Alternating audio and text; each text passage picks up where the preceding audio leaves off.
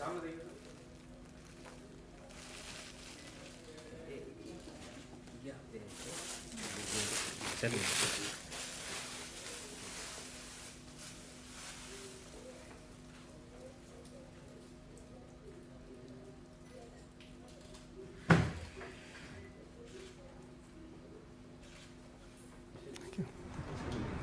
आपके इतने फॉलोअर हैं कि देखो सभी को आज सुश्रुत जयंती पे दूसरे को बुला सकते थे, लेकिन उन्होंने कहा कि नहीं बिल्कुल चौधरी को ही बुलाना। नहीं मैडम, हमारा दोनों पर्पस था। एक तो हम डॉक्टर विष्णु चौधरी को जब से मैं फॉलो कर रहा हूँ नियर अबाउट जो है 3 years हो, and I accidentally find out the solution for managing myself or for suffering from hypertension.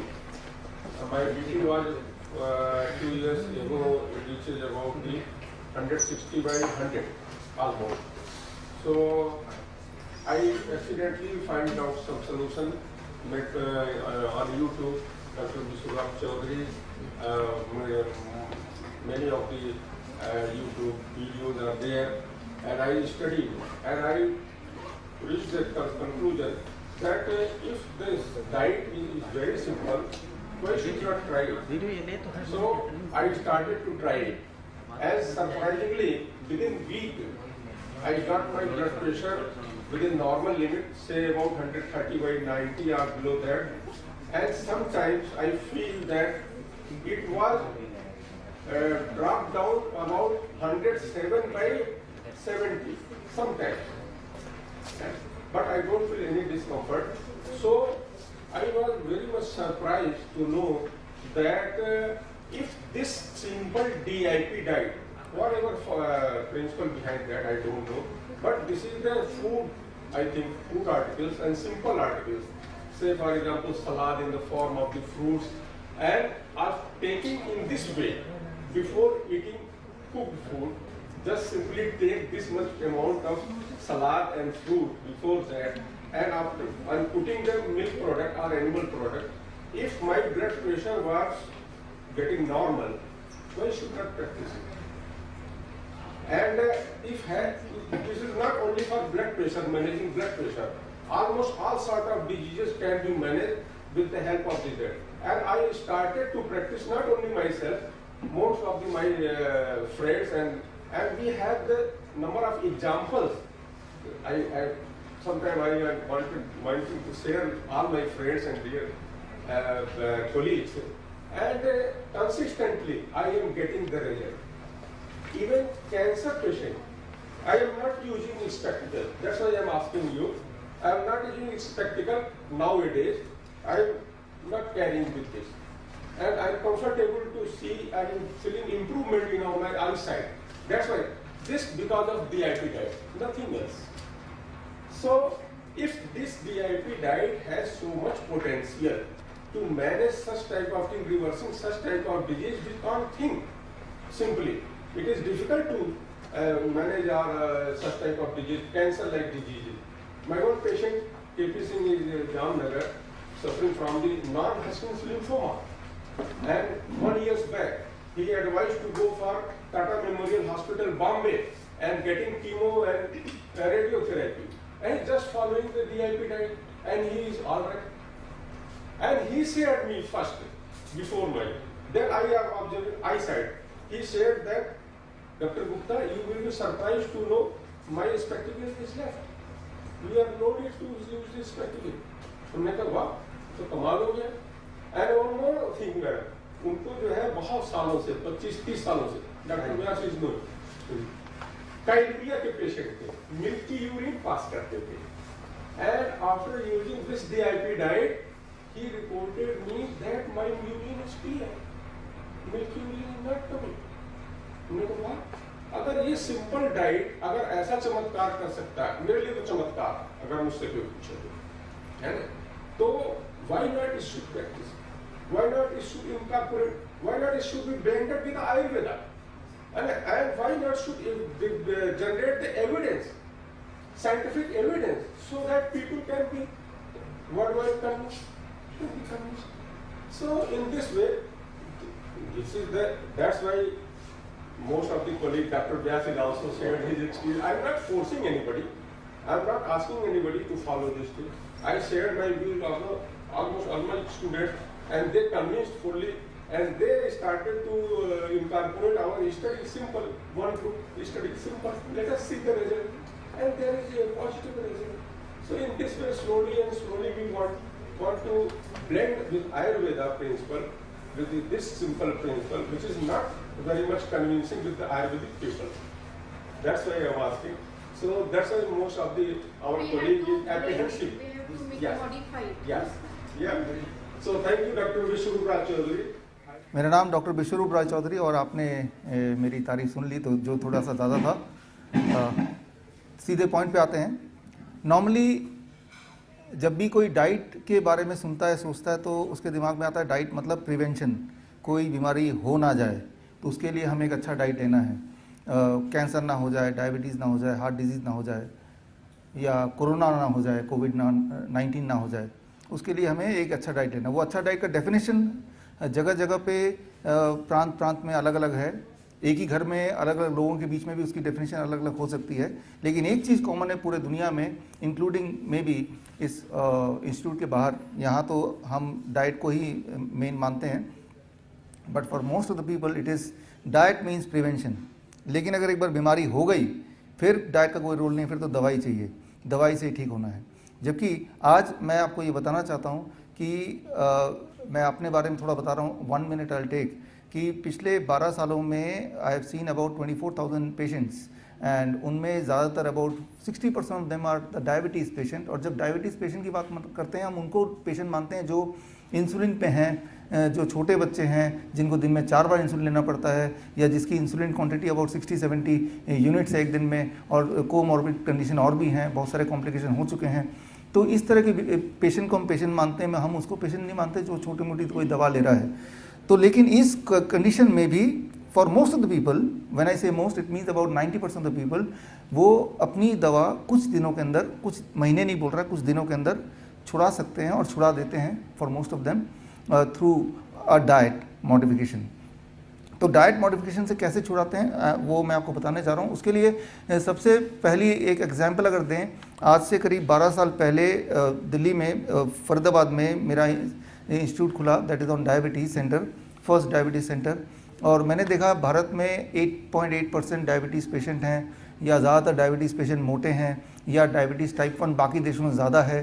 तो ये भारत के जो डायबिटीज़ के इर्द गिर्द जो क्वालिटीज़ है वो ये है। फिर अबाउट 7 साल पहले मेरा सेंटर खुला हो चिन मिन शहर, दैट इज़ वियतनाम। वहाँ पे मैंने नोटिस किया कि डायबिटीज़ वहाँ यहाँ से कम है थोड़ा, 5.5%।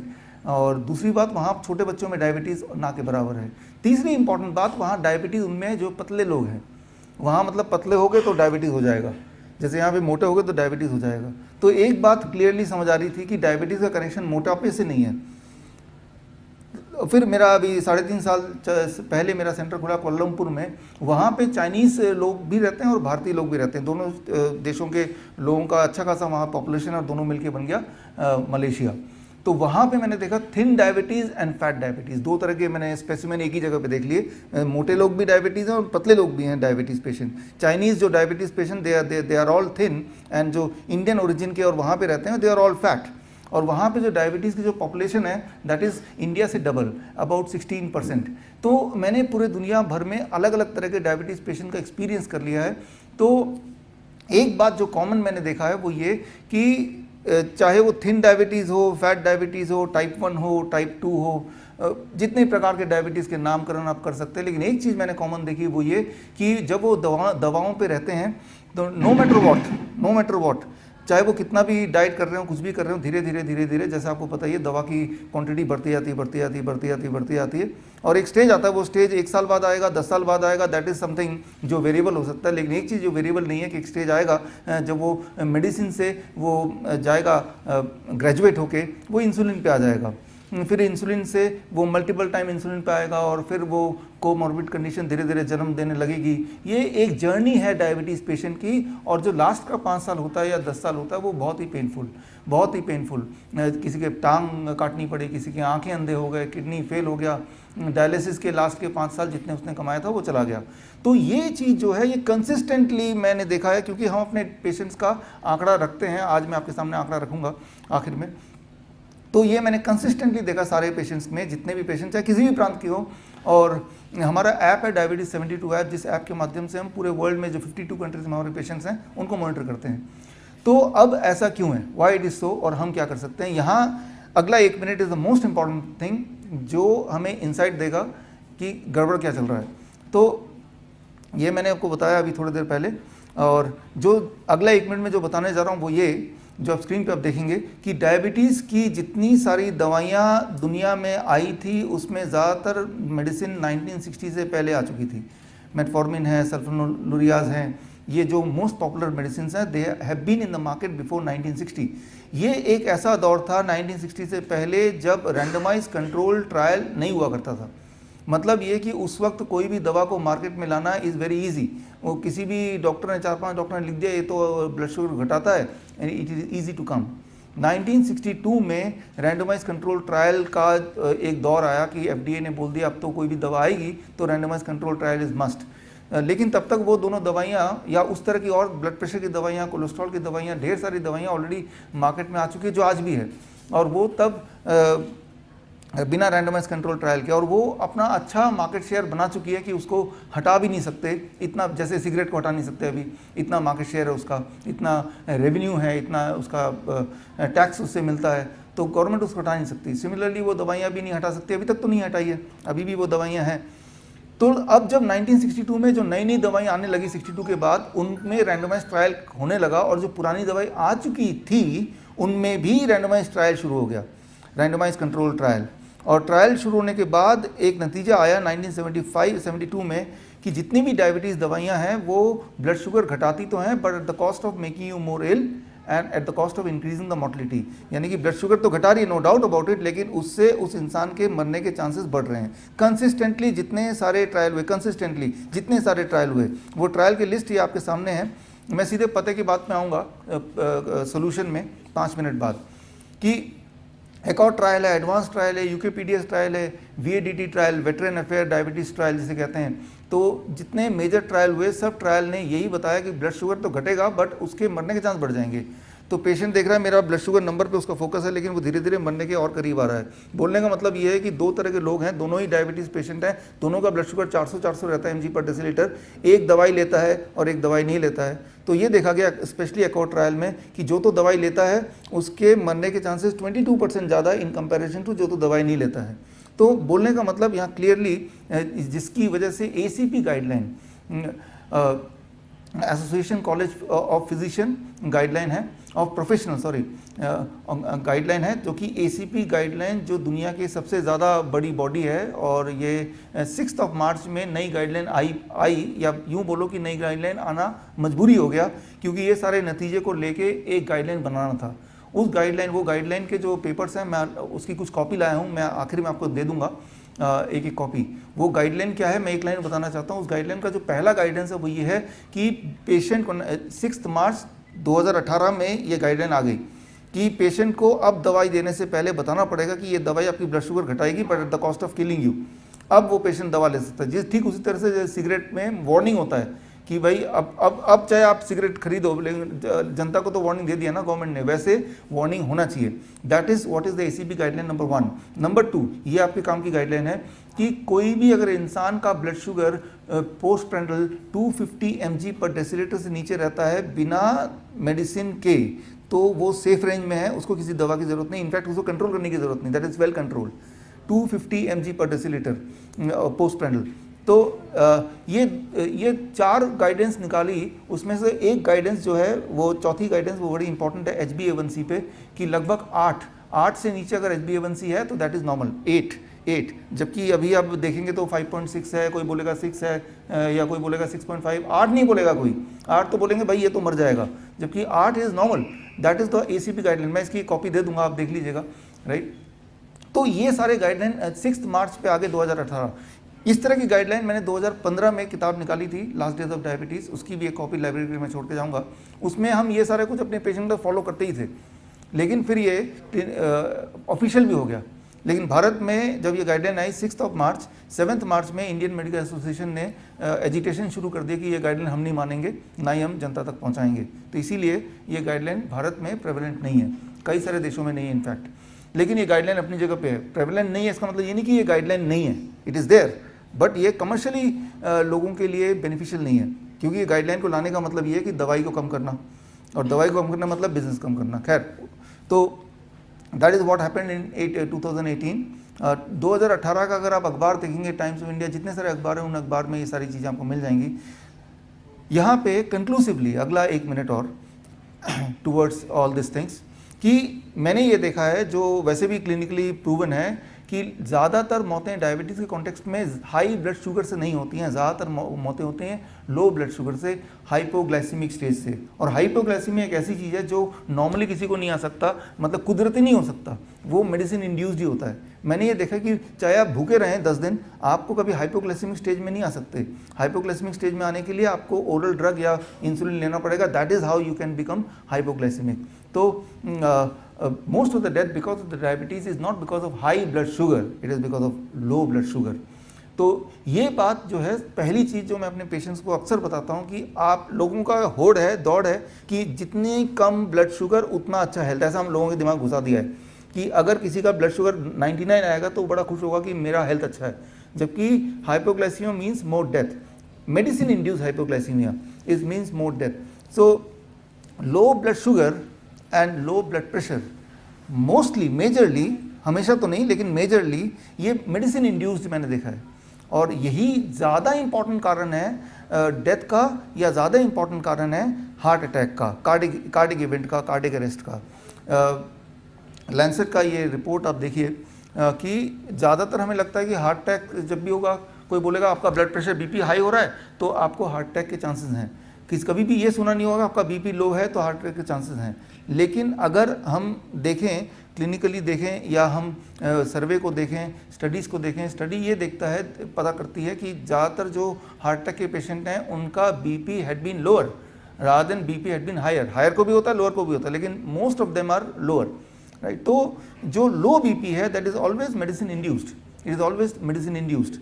तो लो बीपी है, लो ब्लड शुगर है, ये सारे मेडिसिन इंड्यूस्ड है। तो that is what we practise हमारे जहाँ जहाँ सेंटर है, कि सबसे पहले तो दवाई को मिनिमाइज़ करना या दवाई को छुड़ा देना, और फिर ब्लड शुगर को कंट्रोल करना 250 से नीचे। ख़ास तौर पे जो इंसुलिन के पेशेंट हैं, छोटे बच्चे जो हमारे पास आते हैं, उनका तो बहुत ज़्यादा, क्योंकि वो 1 यूनिट भी फालतू इंसुलिन जाता है तो बिल्कुल ही हाइपोग्लाइसेमिक स्टेज आता है, 50 इवन 30 mg पर डेसीलीटर इस तरह से आता है, जो कि अनवारंटेड है। अनवारंटेड मतलब इसकी ज़रूरत नहीं है, ये सारा कुछ प्रिवेंटिव है। अब यहाँ पे इम्पॉर्टेंट है कि मैं एक छोटा सा एक एग्जाम्पल लेता हूँ मैं आपसे पूछने के लिए, समझाने के लिए। High blood pressure leads to heart disease और रिस्क ऑफ ब्रेन स्ट्रोक, या risk of brain stroke and heart disease leads to high blood pressure. इन दोनों में से कौन सा आपको लगता है कि ज़्यादा रेलेवेंट लग रहा है, ठीक लग रहा है, सेंटेंस फ्रेम इज ओके? पहला या दूसरा? Which one looks to be more appropriate? पहला, हाई ब्लड प्रेशर है तो हार्ट डिजीज़ के चांसेस हैं और ब्रेन स्ट्रोक होने के चांसेस हैं, या रिस्क ऑफ ब्रेन स्ट्रोक है या हार्ट डिजीज़ है तो हाई ब्लड प्रेशर होने के चांसेस हैं? कौन सा ज़्यादा ठीक लग रहा है, सटीक लग रहा है, पहला या दूसरा? Which looks to be more appropriate? Anybody? First और सेकेंड? फर्स्ट। अगर मैं ये क्वेश्चन अक्सर पूछता हूँ किसी भी सेटिंग में, चाहे वो जनरल पब्लिक के लिए मेरे लिए होते हैं या फिर प्रोफेशनल्स के लिए होते हैं, तो फर्स्ट ही ज़्यादा सही लग रहा है। यही तो हमने सुना है अक्सर कि ज़्यादा आपका बीपी बढ़ा है तो अगला सेंटेंस आ जाता है तो आपको हार्ट डिजीज़ हो सकता है, आपको ब्रेन स्ट्रोक हो सकता है, तो ऐसा करो कि आप बीपी को कम रखो, राइट। अब इसको थोड़ा मैं एक्सप्लेन करता हूँ। एक्सप्लेन करने के लिए I need a small pen. एक पेन है। अब मान लीजिए ये पेन है मेरे पास, और इस पेन, ये पाइप है, मान लो ये पाइप है, एक्चुअली ये पाइप ही तो है। इस पाइप को अगर मैं पानी के टैप में लगा देता हूँ और टैप ऑन कर देता हूँ तो पानी यहाँ से बहेगा, राइट, वाटर पाइप। अब इसको अगर मैं दबा देता हूँ, इफ़ आई स्क्वीज इट, तो वाटर प्रेशर क्या होगा, घटेगा या बढ़ेगा? इट विल इंक्रीज, क्योंकि डायमीटर घट रहा है, lesser the diameter more is the water pressure, lesser the diameter more is the water pressure, right. अब मान लेते हैं ये ब्लड वेसल है, पानी की जगह ब्लड जा रहा है अंदर, अब मैं इसको दबा देता हूँ तो, या फिर मैं अंदर इसका ब्लॉकेज अगर आता है तो ब्लॉकेज आएगा तो डायमीटर घटेगा यानी कि ब्लड प्रेशर बढ़ेगा, राइट। तो जब भी ब्लड प्रेशर ज़्यादा है दैट मीन्स इंडिकेटिवली उसके बॉडी में कहीं ना कहीं ब्लॉकेजेस हैं, that resulted in high blood pressure. अब जब ब्लड प्रेशर की वो दवा लेता है तो दवा उस कॉज को नहीं हटा रहा, वो ब्लॉकेज नहीं हट रही है, दवा क्या कर रहा है, इन्फ्लुएंस कर रहा है हार्ट को, लंग्स को, किडनी को, और उस इन्फ्लुएंस से हार्मोनल इम्बैलेंस क्रिएट कर रहा है and that results in blood pressure forcefully कम हो जा रहा है। तो मतलब ये ब्लड प्रेशर कम हो रहा है लेकिन जो कॉज था वो कॉज वहीं पे है, वो ब्लॉकेज वहीं पे है।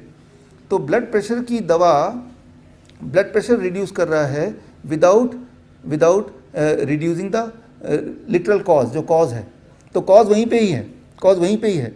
तो ब्लड प्रेशर की दवा कभी भी आपके किसी के हार्ट अटैक के चांसेस को घटा नहीं पा रही है, क्योंकि जो हार्ट अटैक का जो मेन कॉज है वो ब्लॉकेज, वो तो वहीं कम ही है। तो that's what it should be like this कि risk of brain stroke and heart disease, अगर आपके बॉडी में हार्ट डिजीज है मतलब ब्लॉकेज है, then it may cause high blood pressure, right. It is not that high blood pressure है तो heart disease होगा, इट इज जस्ट दैट कि हार्ट डिजीज है आपको, इसका मतलब आपको हाई ब्लड प्रेशर आएगा। तो हमें हाई ब्लड प्रेशर को ठीक नहीं करना है, हमें तो हार्ट डिजीज को ठीक करना है, high blood pressure is the outcome, right. तो ये चीज़ मैं एक स्टूडेंट्स को, अपने पेशेंट्स को समझाता हूँ कि मान लो यहाँ पे अगर एक बर्फ़ी डाल दें तो कुछ देर बाद आए 2 घंटे बाद तो बहुत सारी चींटियाँ मिल जाएंगी।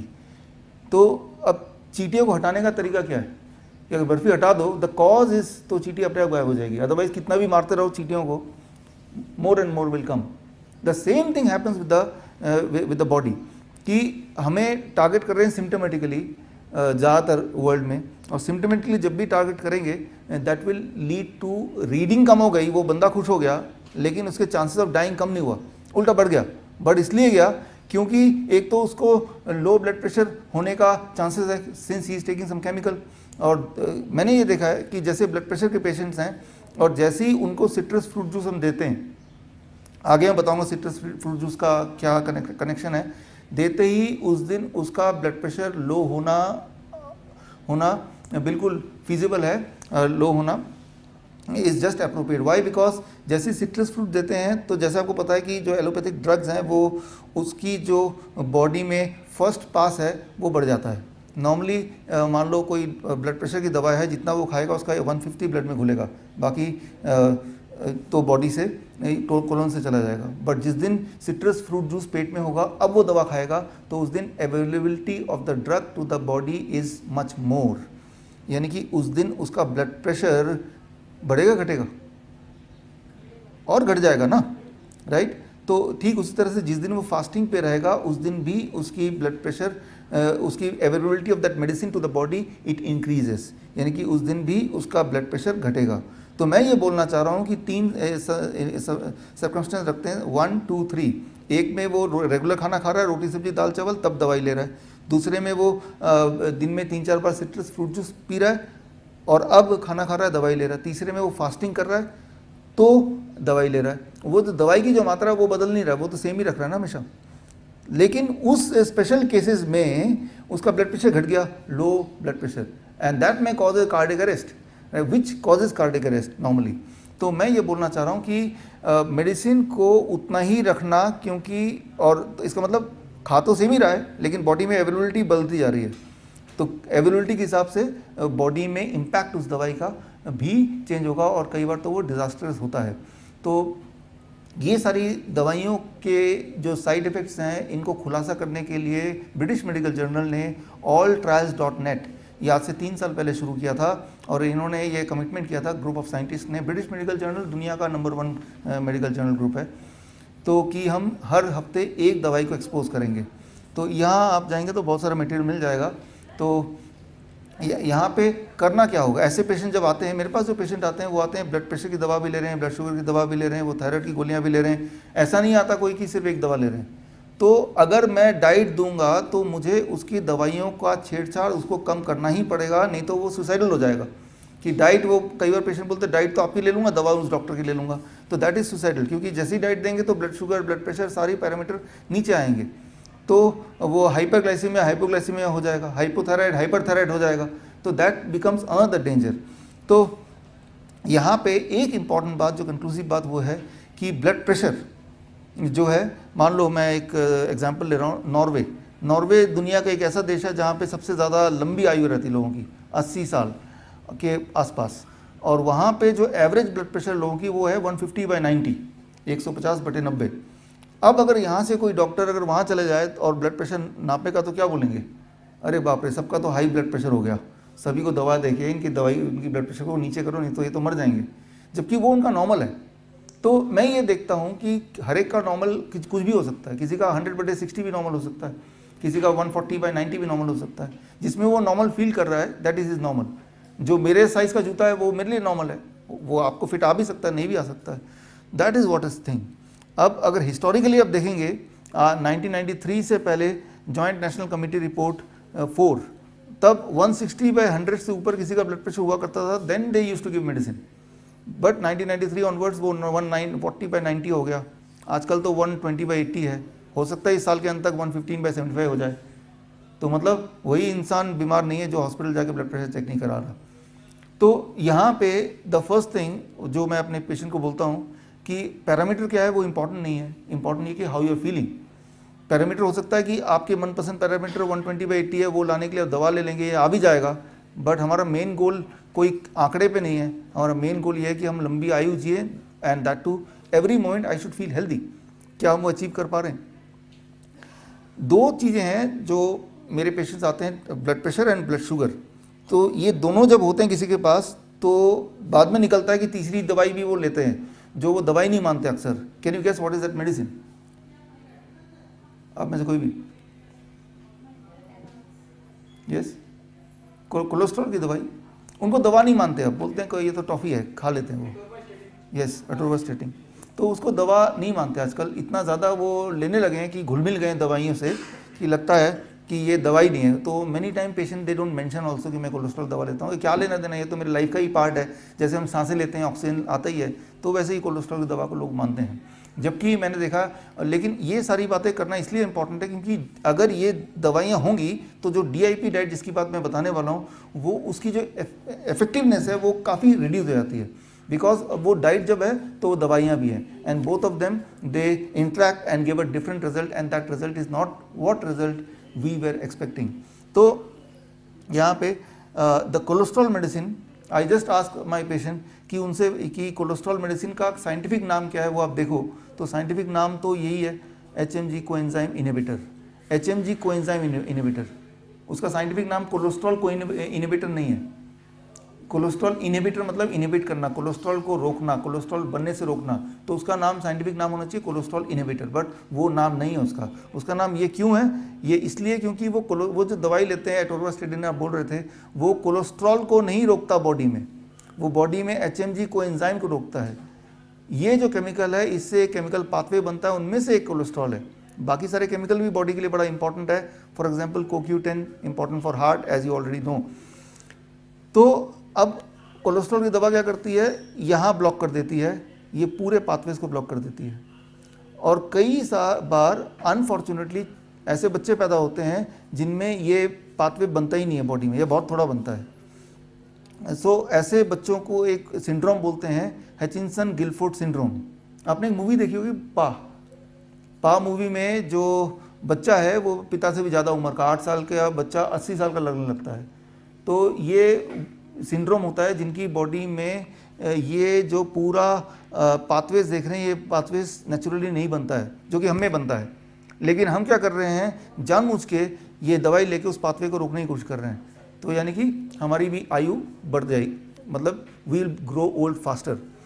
तो अब करना क्या है? दीज आर द थिंग्स जो कि हमारे आसपास सामने हैं, blood pressure, blood sugar and cholesterol. तो अब करना क्या exactly, what are the steps क्या है? अब मैं जो स्टेप्स बताने वाला हूँ, अगर नॉन इंसुलिन डिपेंडेंट पेशेंट हैं जिनमें किडनी डिजीज़ नहीं है, जिनमें कोई हिस्ट्री हार्ट अटैक और ब्रेन स्ट्रोक का नहीं है, तो उनको क्या करना है, पहले मैं उस पर आता हूँ डाइट का। फिर जिनमें जो इंसुलिन डिपेंडेंट है या किडनी डिजीज़ है या जिनको हिस्ट्री है हार्ट अटैक और ब्रेन स्ट्रोक की रही है, उनको क्या करना है, फिर उस पर हम आ सकते हैं। तो अभी जो मैं बताऊंगा डाइट प्रोटोकॉल, क्यों, कैसे, क्या, वो इनके लिए है। तो कोई भी पेशेंट जो ये फुलफिल करते हैं, अच्छा आप इंसुलिन पे नहीं है, किडनी डिजीज तो नहीं है, और हार्ट अटैक भी नहीं हुआ, ब्रेन स्ट्रोक भी नहीं है, चलो भाई, तो आपके लिए प्रोटोकॉल, ये प्रोटोकॉल मैं करता हूँ। जो हमारे डायबिटीज़ 3 डेज़ रेजिडेंशियल कैंप में आते हैं उनको हम करते हैं। जो कैंप में जब आते हैं, मलेशिया में होते हैं हमारे कैंप, वियतनाम में होते हैं, भारत में भी होते हैं, दिल्ली में होते हैं, तो उनको जो रूल होता है कि जैसे ही आते हैं तो जो दवाइयों पे हैं वो ये तीनों दवाइयाँ हम इमीडिएटली स्टॉप करते हैं। इवन इफ़ वो बोलता है ये तो 10 साल से ले रहा हूँ और ये रोक देंगे तो हम तो मर जाएंगे, लेकिन हमारा प्रोटोकॉल ये है कि अगर आप वो रोकने को तैयार हैं तो जब वो एंटर करते हैं हमारे रिजॉर्ट में, सबसे पहले वो दवाइयाँ जमा कर देते हैं before they enter the resort. और उसके बाद तो दवाइयाँ नहीं हैं, लेकिन हमें उनका ब्लड प्रेशर, ब्लड शुगर, वो सारे पैरामीटर वहीं पे रखने हैं जहाँ दवाइयों के साथ वो रखता था, वो भी इमीडिएटली। वो 15 साल 20 साल से दवाइयाँ ले रहा है, उसकी body is used to of that medicine. In spite of knowing all those things we know कि दवाइयाँ छुड़ाना है, लेकिन ब्लड प्रेशर, ब्लड शुगर को वहीं मैनेज करना है हमें। तो इसमें हम एक छोटा सा हम चैलेंज जिसे बोलते हैं, टेस्ट उसे कंडक्ट करते हैं। उस टेस्ट का नाम हमने दिया है 250। इस चैलेंज का 3 days diagnostic challenge, it is called challenge 250। तो 3 दिन के अंदर, यानी कि it takes about 72 hours, 72 hours का चैलेंज होता है। वो 3 दिन के लिए हम अपने रिजॉर्ट में उसको रखते हैं।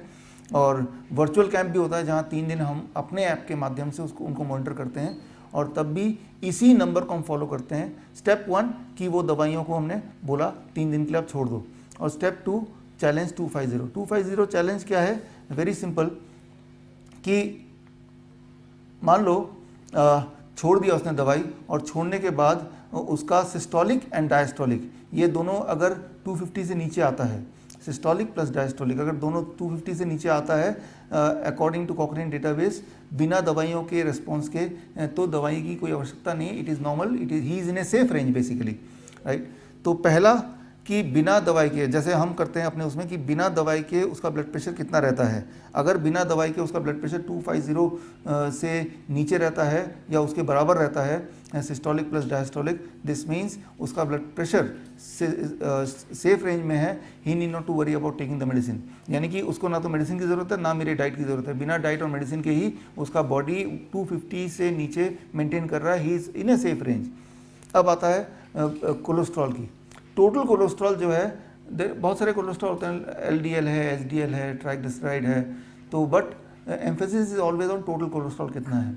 अगर टोटल कोलेस्ट्रॉल 250 mg पर डेसीलीटर से नीचे रहता है without medicine, right, then he is in a safe range, need not to worry about the medicine और need not to worry about reducing it. अच्छा, इसका एविडेंस क्या है कि 250 आया कहाँ से? अगर ये सवाल आपके दिमाग में है तो पूरे दुनिया के जो एविडेंसेस को कलेक्ट करके मैंने इस बुक में डाल दिए। इस बुक का जो ई बुक है, एट द एंड मैं आपको लिंक दूंगा, फ्री ई बुक आप डाउनलोड कर सकते हैं, आप इसमें एविडेंस देख सकते हैं। अब आखिरी में सबसे important interesting, blood sugar. Blood sugar में average blood sugar, fasting blood sugar patient को हम बोलते हैं दवाई छोड़ने के अगले दिन, और blood sugar before sleep, assuming कि खाना खाने से 2 घंटे बाद ही सोएगा वो, दोनों को प्लस कर दिए, डिवाइड बाई 2। अगर ये 250 mg पर डेसीलीटर से नीचे आता है बिना दवाइयों के, इसका मतलब it is in a safe range, right. So ACB guideline 6 March it also says कि 250, ऑलमोस्ट 250, राइट, वो मिलीमोल में बात करते हैं, तो मैं इसको ट्रांसलेट कर रहा हूँ यहाँ पे। तो ये तीनों पैरामीटर्स मैंने देखा है, ज़्यादातर अबाउट 70% हमारे पेशेंट्स हैं कि उनको बिना दवाई के ये तीनों पैरामीटर सेटिस्फाई हो रहे हैं, यानी कि वो मेडिसिन फ्री भी हो गए और मेरे डाइट की भी ज़रूरत नहीं पड़ी, किसी भी प्रिवेंशन की ज़रूरत नहीं पड़ी, एंड ही इज़ मेंटेनिंग। 30% ऐसे पेशेंट होते हैं कि बिना दवाई के ये तीनों पैरामीटर से ऊपर उनका blood sugar, blood pressure, blood cholesterol चला जाता है, 30%। तो ये 30% को हमें उनका blood sugar, blood pressure and blood cholesterol नीचे लाना है, दवाइयों से नहीं, क्योंकि दवाइयों से तो मैंने शुरू में ही बता दिया था कि ब्लड शुगर नीचे आएगा बट मोर्टेलिटी बढ़ जाएगी, ब्लड प्रेशर नीचे आएगा बट मोर्टेलिटी बढ़ जाएगी, and same is the story with the cholesterol. तो हमें सेफ पैरामीटर में तो लाना है but not with the medicine, और लाना भी इमीडिएटली है। तो पहले तो ये देखते हैं कि कितना है अभी। तो मैंने देखा है फॉर 70% ऑफ पीपल जो हमारे पास आते हैं कि वो ये इसके अंदर ही आते हैं, तो they are already in safe range. लेकिन 30% जिनका सेफ रेंज में नहीं है, उनको 1 दिन के अंदर या 2 दिन के अंदर सेफ रेंज में लाने के लिए तब हम बोलते हैं DIP डाइट। वो DIP डाइट क्या है वो मैं अब आपको एक्सप्लेन करने जा रहा हूँ। In next 5 minutes you will understand it, and कैसे इंप्लीमेंट करना है वो भी अंडरस्टैंड कर पाएंगे। देखिए ये एक है जगह हमारे भारत में, अंडमान निकोबार आइलैंड, आप गए होंगे। तो इसमें बहुत सारे छोटे छोटे टापू हैं, उनमें से एक टापू के बारे में बता रहा हूँ, उसका नाम है जारावास। जारावास इज़ अ स्मॉल, जारावास एक सिविलाइजेशन एक्चुअली, उसमें बहुत थोड़े से लोग रहते हैं। और यहाँ पे हम जैसे लोगों को, आप जैसे हम जैसे लोगों को जाना अलाउड नहीं है, बिकॉज वी आर सिविलाइज्ड। तो और जाएंगे तो वो तीर मार के वो या तो मार डालेंगे या अटैक करेंगे, कुछ तो करेंगे वो, तो इसलिए वहाँ जाना अलाउड नहीं है। बहुत सारे परमिशन के बाद फिर जाने दे सकते हैं with lot of security. I got an opportunity to go there आज से कुछ साल पहले, और गया तो वहाँ पे डॉक्टर आर.सी. कर, जो कि इसी टापू के 20 साल पहले अंदर जाके उनसे फ्रेंडशिप कर लिया, उन आदिवासी लोगों से। जारावास, जारावास ऐसे लोग हैं, ये टापू ऐसी जगह है जिसका connection rest of the world से 50,000 साल पहले डिस्कनेक्ट हो गया था। यानी कि 50,000 ईयर बैक के में ये लोग जैसे थे, होमोसेपियंस जिसे बोलते हैं, आज भी लगभग ऐसे ही हैं। यानी कि आग जलाना या फायर है, या फिर व्हील्स हैं, या कपड़े हैं, या खाना बनाना है, ये सारे स्किल्स जो ह्यूमन ने सीखे, पूरी दुनिया में आपस में एक दूसरे को सिखाया। बट ये जो टापू के लोग हैं, ये पूरी दुनिया से डिसोसिएट हो गए, तो इनके पास वो स्किल्स आज भी नहीं है, नॉट नाउ, इवन टुडे। तो आज भी उनको नहीं पता कि खाना कैसे, आग कैसे जलाते हैं, तो जाहिर सी बात है खाना पकाते नहीं होंगे। फिर कपड़े उनको पता ही नहीं है, कपड़े पहनते नहीं हैं। तो आज भी वो वैसे ही रहते हैं जैसे होमोसेपियंस के ज़माने में लोग रहते थे। तो और गवर्नमेंट ऑफ इंडिया ने इसको, इन जगह को अछूता रखने की कोशिश किया कि भाई ये जैसे रहते हैं, we should not disturb them, और उनको भी हमारे समाज में आने की इजाज़त नहीं है, वो वैसे बाउंड्री बना दिया। तो वहाँ पे डॉक्टर आर.सी. कर, उनसे मेरी बात हुई, जिन्होंने इन पे स्टडी किया, and he could learn their language, उनकी जो भी भाषा थी, और उन्होंने एक किताब लिखी जारावास के ऊपर। उनसे मेरी बात हुई तो उन्होंने उनसे पूछा क्या इनमें, इन लोगों में आपने डायबिटीज़ देखा? तो उन्होंने कहा कि इनमें डायबिटीज़ नहीं देखा। मैंने कहा व्हाट अबाउट ब्लड प्रेशर?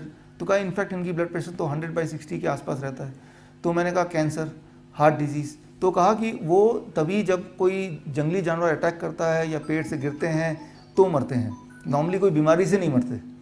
तो ये एक सैंपल है, ये भी इंडियन ही बोलेंगे टेक्निकली, बट यहाँ डायबिटीज़ नहीं है, हार्ट डिजीज़ नहीं है, ओबेसिटी नहीं है, कैंसर नहीं है, वो सारी बीमारी जो हमारे यहाँ प्रेवलेंट है।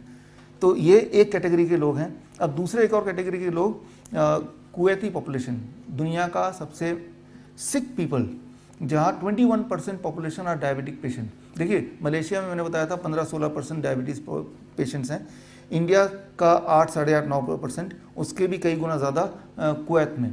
तो कुवैत में आज से करीब 5 साल पहले आई गॉट एन अपॉर्चुनिटी, वहाँ पे कुवैत मेडिकल एसोसिएशन की मदद से I could do some study there कि वो इतने बीमार क्यों हैं, तो उनका लाइफस्टाइल क्या है, उनका खान पान क्या है। तो इंटरेस्टिंगली मेरे पास 2 ह्यूमन स्टडी ग्रुप थे, एक जो बिल्कुल बीमार नहीं है, नो डायबिटीज़, और एक बहुत बीमार जिनमें diabetes is very highest in the world.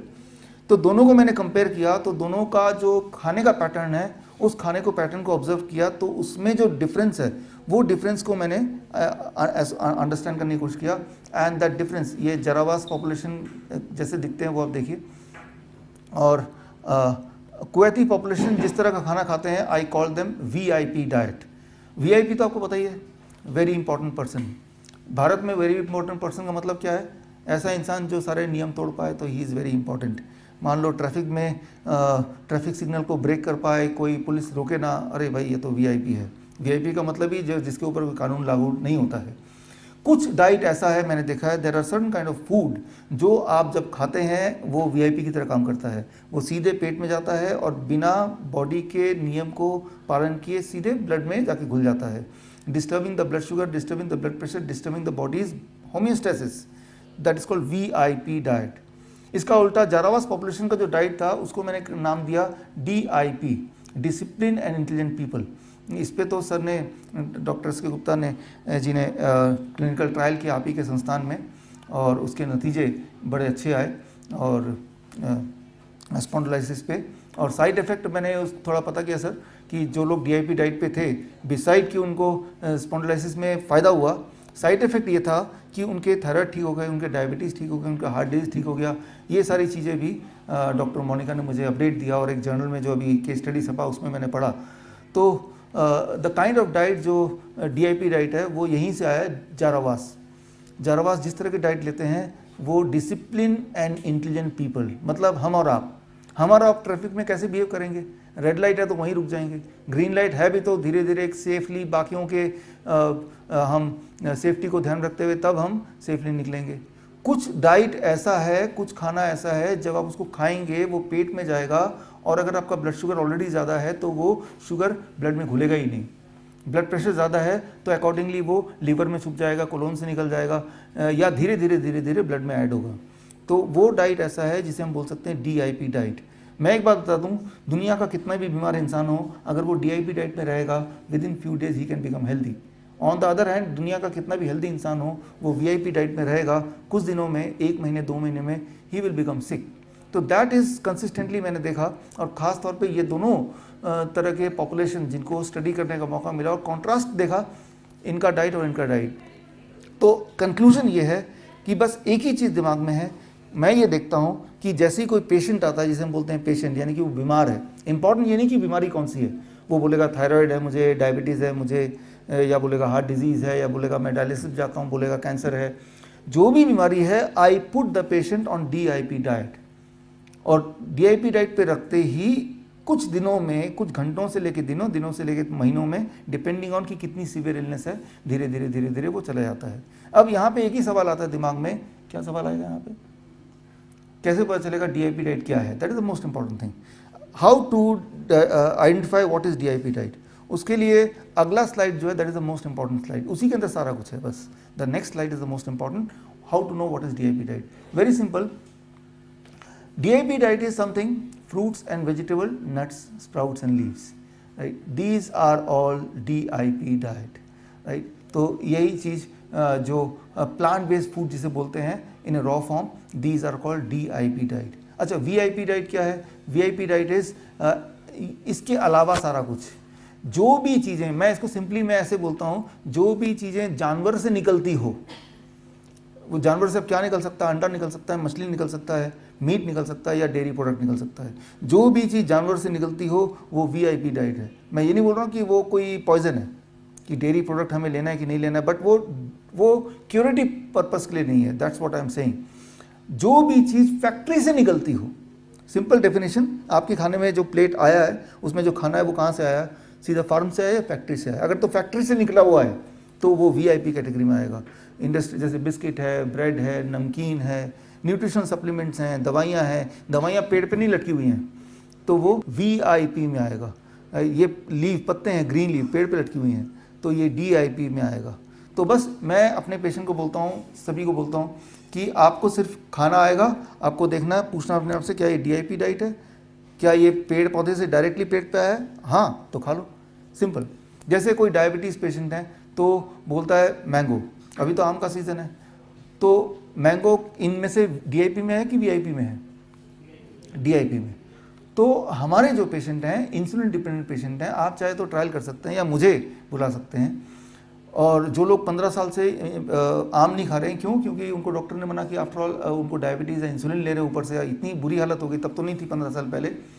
तो वो जब उनको खुली छूट मिलती है तो एक दिन में 6 किलो आम खा लेते हैं, ब्रेकफास्ट में आम, लंच में आम, डिनर में भी आम। और इंसुलिन नहीं लेते हैं तब भी ब्लड शुगर कहीं वहीं जाके अटकता है जहाँ पे इंसुलिन लेने के बाद और आम नहीं खाने के बाद होता है। सुनने में विश्वास नहीं होगा आपको, जब वो लोग हमारे कैंप में आते हैं तो उनका एक तो इंसुलिन हमने बंद कर दिया, दवाइयाँ बंद कर दी, ऊपर से ब्रेकफास्ट में उनको खूब सारा आम या जैक फ्रूट जिसे बोलते हैं, कटहल मीठा वाला, ये जिस भी देश में जो वाला मीठा सबसे मिलता है वो हम उसके सामने रख देते हैं, अंगूर, केला, इस तरह की चीज़ें। वो हैरान होता है, एक तो दवाई छीन लिया, ऊपर से आपने इतना सारा मीठा फल रख दिया। लेकिन थोड़ा सा विश्वास पहले से होता है तो दे स्टार्ट ईटिंग, और उसके बाद 2 घंटे बाद जब ब्लड शुगर चेक करते हैं, for most of them blood sugar is towards normal. मैं यहाँ पे यही बोलना चाह रहा हूँ कि इम्पॉर्टेंट ये नहीं कि भाई उसमें आप क्या खा रहे हैं, इंपॉर्टेंट है कि आप इनमें से खा रहे हैं, इनमें से खा रहे हैं, तो इनमें से चूज कीजिए। तो this is what is DIP diet. अब देखिए एनिमल प्रोटीन, कई बार लोग बोलते हैं जो कि एनिमल प्रोटीन अगर बॉडी में जाएगा नहीं तो जैसे जो एक्सरसाइज करते हैं तो हमारे पास एनर्जी कहाँ से आएगी, ताकत कहाँ से आएगी, तो समझाने में बड़ी दिक्कत होती थी। तो मैं तो 2-3 चीज़ें ही बोलता हूँ हमेशा। एक तो ये है कि अगर हम डेयरी प्रोडक्ट की बात करें कि इंसान ही एक ऐसा जानवर है जो दूसरे जानवर का दूध पीता है, और इंसान ही एक ऐसा जानवर है जो जीवन भर दूध पीता है। Number 1। Number 2, I always say you give yourself 15 days, 15 दिन आप दीजिए कि ज़िंदगी में आपने डेयरी प्रोडक्ट बहुत लिया है, एनिमल फूड भी लिया होगा, 15 दिन बिना लेके देखिए। 15 डे के बाद बाकी चीज़ मत चेंज कीजिए, rest of the life remain same. 15 days के बाद आप पूछिए अपने घुटने का दर्द कैसा है, आपकी नींद कैसी है, आपकी एनर्जी लेवल कैसी है। अगर आप जिम जाते हैं तो आप कितना वेट उठा पाते हैं in comparison to what it was 15 days back, 15 दिन। और अगर कोई बोलता है कि डेफिशिएंसी ऑफ कैल्शियम हो जाएगा दूध नहीं लेने से, तो जिसने ज़िंदगी भर दूध लिया हो 15 दिन नहीं लेगा तो ऐसा कुछ वो मरने नहीं वाला, मैं ऐसे कन्विंस करता हूँ, right. But I see always कि अभी जो ट्रायल भी हुआ था सर के गाइडेंस में कि जो स्पॉन्डिलोलिसिस के पेशेंट थे उनमें रिमार्केबली इम्प्रूवमेंट थी।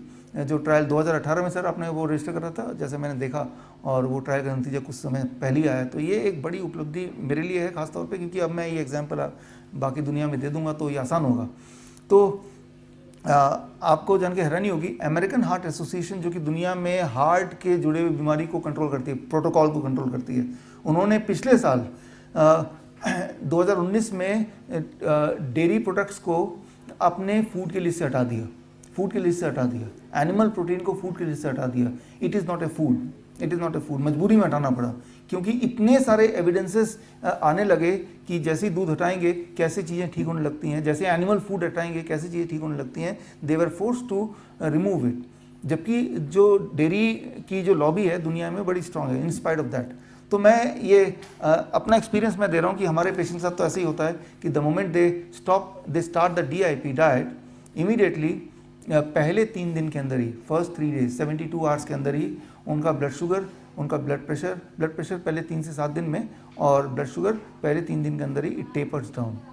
3 दिन मतलब 72 आवर्स। वो तब जब ढेर सारा वो आम खा रहे हैं, वो तब ढेर सारा वो ऑल काइंड ऑफ फ्रूट्स खा रहे हैं जो वो खाना चाहते थे वो खा रहे हैं।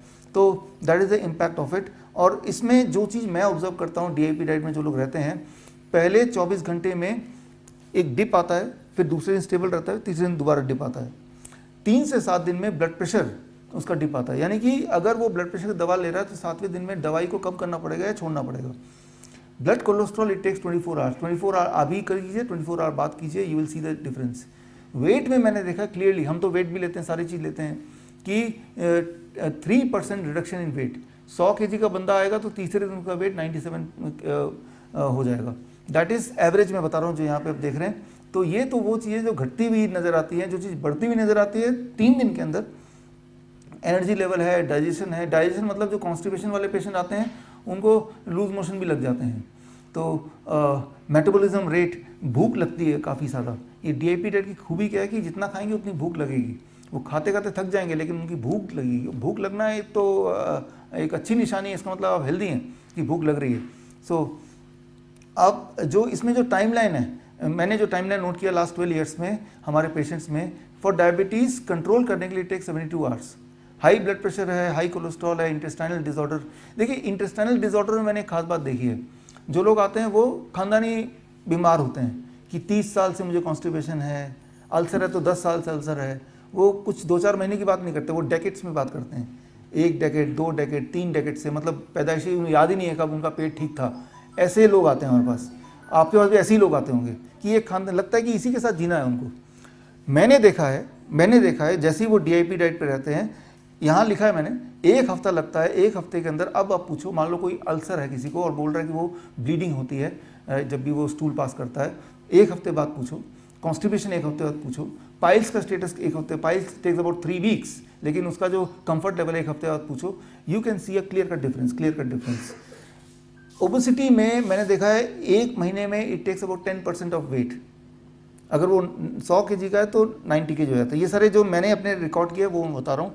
हार्ट डिजीज़ में इट टेक्स 1 मंथ। हमारे पास ऑफिस सर तो एक बार आए हैं, जो it is on the 2nd floor. जब पेशेंट आते हैं 2 बार रुकते हैं बिकॉज एंजाइना की वजह से, 1 महीने बाद मैं दोबारा बुलाता हूँ। मेरा डायग्नोस्टिक का मेथड ये है, और मेरा जो गार्ड है उससे पूछता हूँ आज पेशेंट रुके थे क्या? नहीं सर रुके नहीं। तो मैं समझ गया कि अब उसका एंजाइना चला गया।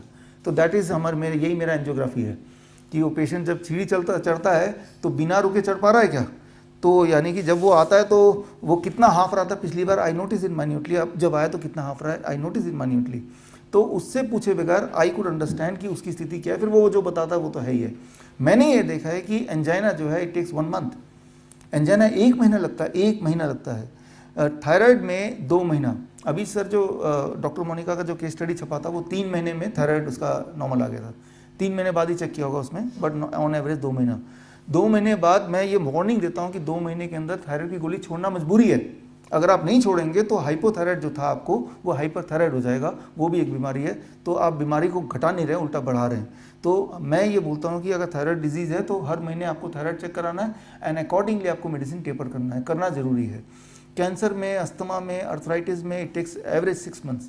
कैंसर में मैं एक केस स्टडी बता रहा हूँ ब्लड कैंसर का। अमंग ऑल द कैंसर जो लाइफ एक्सपेक्टेंसी है ब्लड कैंसर का सबसे भयानक, वो एकदम लोग मर जाते हैं as you know. So blood cancer में भी हमारे पेशेंट्स की रिकवरी हुई है। उसका जो केस स्टडी की बुक है वो मैं PDF देके जाऊंगा, वो पढ़िएगा। और वो केस था, गंगाराम का केस है, एम्स का केस है, मतलब उनके सारे रिकॉर्ड्स हैं हमारे पास, ठीक है ना। तो एक्चुअली मैं जो बातें कर रहा हूँ, जितने सारे मैंने रेफरेंस दिए हैं, इनका PDF मैं आपको ई-बुक मैं दूंगा, ताकि वो डिटेल में जाके जितने पेशेंट वगैरह के जो मैं एग्जांपल दे रहा हूँ, जो रेफरेंस दे रहा हूँ, वो सब मैं ऑलरेडी मैंने कंपाइल करके रखा है। I will give a link and you will get all of them, right.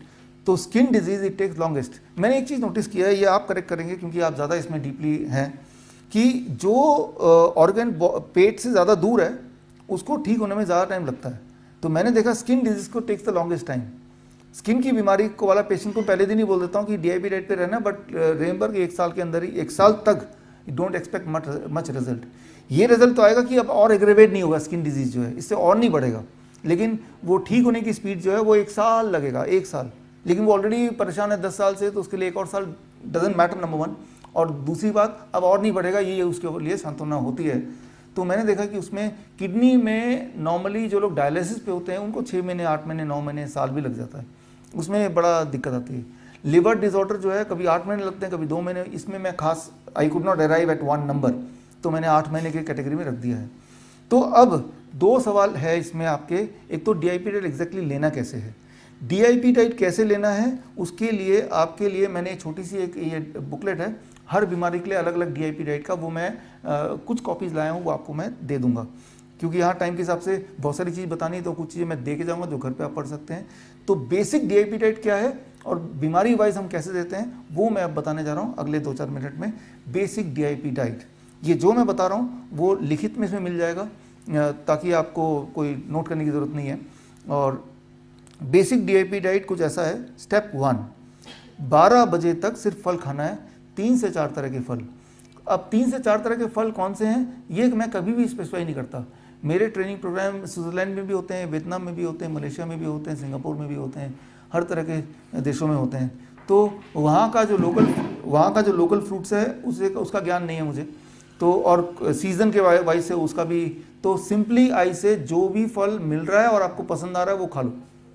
लेकिन यहाँ जो एक ही चीज़ मैं बोलता हूँ कि आपका बॉडी वेट इंटू 10, मान लो मेरा बॉडी वेट 70 kg है, इंटू 10 दैट बिकम 700 ग्राम्स, 700 ग्राम। 700 ग्राम से कम खाएंगे तो ये खाना है, 700 ग्राम या इससे ज़्यादा खाएंगे फॉर मी ये दवा है। कई बार लोग बोलते हैं फल सब्जी तो हम रोज़ खाते हैं, कौन सी बड़ी बात है। मैं बोलता हूँ रोज़ खाते हैं, कितनी क्वांटिटी में खाते हैं, कब खाते हैं, कैसे खाते हैं, ये तीनों चीज़ जब आप करेंगे then it becomes medicine. Medicine और फूड में यही फर्क है। ये food can become medicine when you know how much, कितना क्वांटिटी, कब, कैसे। ये तीनों चीज़ जब कंबाइन करेंगे देन इट बिकम्स मेडिसिन। अच्छा, मुझे कैसे पता चला ये सारा कुछ, मैंने आपको ऑलरेडी बताया कि about 24,000 patient I have already seen, और जिनके डेटा हमारे पास है। तो डेटा से हम रिजल्ट को हम क्या करते हैं, जब पेशेंट्स आते हैं डायबिटीज़ के, उनके यहाँ पे एक पैच लगा देते हैं, that is called continuous glucose checking के लिए, जो 24 आवर ग्लूकोज मॉनिटर करता है। और जब वो घर चले जाते हैं तो वो चिपका रहता है वो स्टिकर की तरह, और तब भी वो ग्लूकोज मॉनिटर करता है। 15 दिन बाद वो पेशेंट अपना वो पैच निकाल के हमें कुरियर से भेज देता है, कहीं भी हो। तो उसको हम कंप्यूटर पे लगा के उनके पिछले 15 दिन के डे एंड नाइट की पल की रीडिंग हमें मिल जाती है, प्लस वो डाइट क्या मेंटेन करते हैं वो भी हमारे पास वो दे देते हैं। तो मैं एग्जैक्टली ये समझता हूँ कि कौन सा डाइट कितनी क्वांटिटी में कब लिया, उसका ब्लड शुगर पे इम्पैक्ट क्या आया।